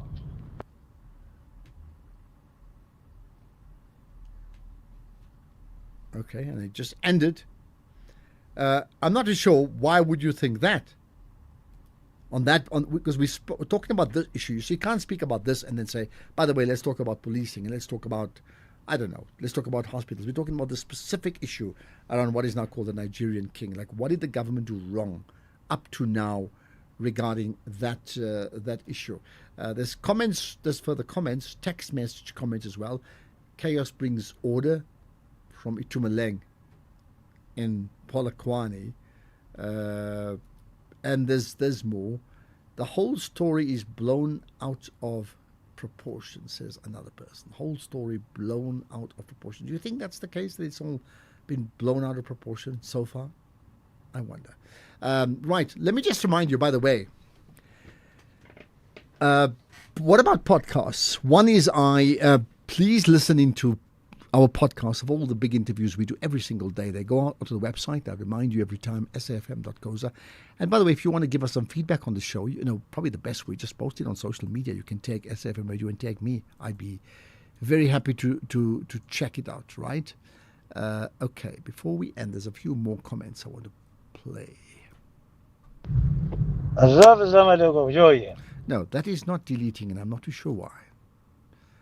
We've heard that one before, right? And I hope this one is not a repeat. I apologize in advance if it is. I don't think. Good afternoon, Ashraf. I don't think it will happen in my lifetime, Ashraf. Seeing Bafana winning World Cup, maybe in the next generation, not now. Thank you. So there's no freedom in your lifetime, if you get my point.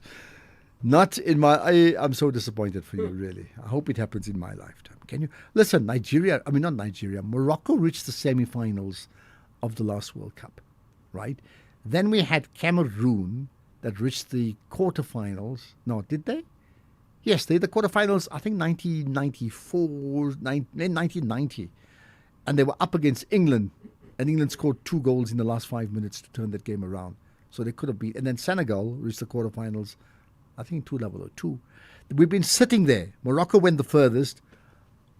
I think a World Cup, what it means, you don't have to be the best team. You actually have to play the best, 7-8 games. You have to play the best 7-8 games. So can they play the best 7-8 games and fluke a couple of results on penalties also? It's not impossible. Good afternoon, Ashraf. I'm not part of the we as well. Tumi is not the only sport broadcaster who says this.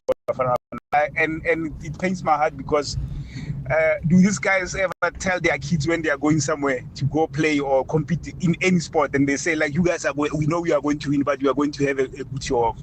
But they're like our children. We must believe, whether we see that the standard is not there or yet or not, but we must believe. We must believe like we are crazy people. Bafana are going to win the World Cup. So like, I know that people will say I'm crazy, but I'm looking at these guys as like my kids or my brothers, and we can't say that openly. Like it's not nice. I'm enjoying the Western Cape. But listen, believe and support is not the same thing, isn't it? You must support them even if they catch you hiding, which is what I would do. Believe, like I'm telling you, if I told you now I believe I'm going to climb Mount Everest, if the furthest I've climbed so far is the 100 steps of Westcliff, if I believe I'm going to climb Mount Everest, I think, what's his name, Sibasiso Volani, he'll probably message me now and say, I'm listening to you talking nonsense. You know what it takes to climb Mount Everest? You have to do it step by step. Okay. But listen, having said that, if you believe big time and that belief is true, I think that's just brilliant. I hope it happens. Good afternoon, Ashraf. I'm not part of the we as well. Okay, let's see. According to your thinking, this thing is... All right, there's a few other things that... Let's see if we've got the time to... According to your thinking on foreign nationals, then just because one trans woman transitioned older and is the male advantages, why kick all trans women out if they don't have male puberty? Jen, I really am missing what you're trying to say. I really am missing it. So maybe time for one other comment. Hey, listen, maybe as we stop. So on Friday, we had this chat with Pepe Moreira. Remember that?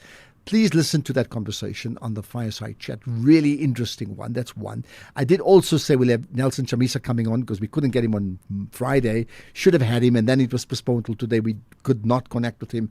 So let me then just apologize for that as well. But I'll leave you with the comment made by Pepe, who said, one thing, every leader of an institute, an organization, of a business must have personal purpose. They must have purpose. But then often enough, that purpose must link to the organization's purpose, to the institute, and you have to align it. And, I often talk about national purpose. So let's go a step further. do you align your personal purpose to the purpose of your professional work? And do both of that, are they aligned to the national purpose? And if the answer is no, then what's stopping you? Think about it. 3 to 6 tomorrow, the National Pulse. That should be part of your purpose, on purpose. Catch that Satya Alam now. Right now, it's time for the news. Thanks for listening. Here's Greg House.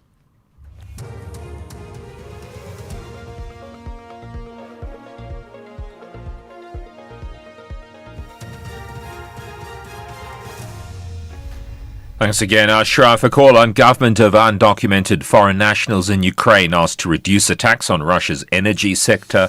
Good evening. A member of the Amagosa royal family, Chief Bamasilwa Sitkao, is calling on the government to intervene to address the issue of undocumented foreign nationals in the country. This in the wake of the violent aftermath of a march against the Igbo Nigerian king coronation in Khombombo in the Eastern Cape. Several vehicles were torched during the march. Sitkao says government must urgently intervene before the situation gets out of control. The Motor Industry Staff Association has called on government to urgently implement a temporary fuel levy reduction ahead of the expected sharp petrol and diesel price increases on April 1st. The hike is attributed to global oil shocks linked to tensions involving the US, Israel and Iran. The association says rising fuel and electricity costs, including Eskom's tariff hike, are placing severe financial strain on workers. Spokesperson Bakamila Hlubi Majola. South African workers already spend more than 50% of their salaries on transport and electricity. With electricity tariffs set to rise on the 1st of April, households face a double burden that will push many deeper into financial distress. MISA is highlighting Namibia's example, where its government has temporarily reduced fuel levies by 50% until June to shield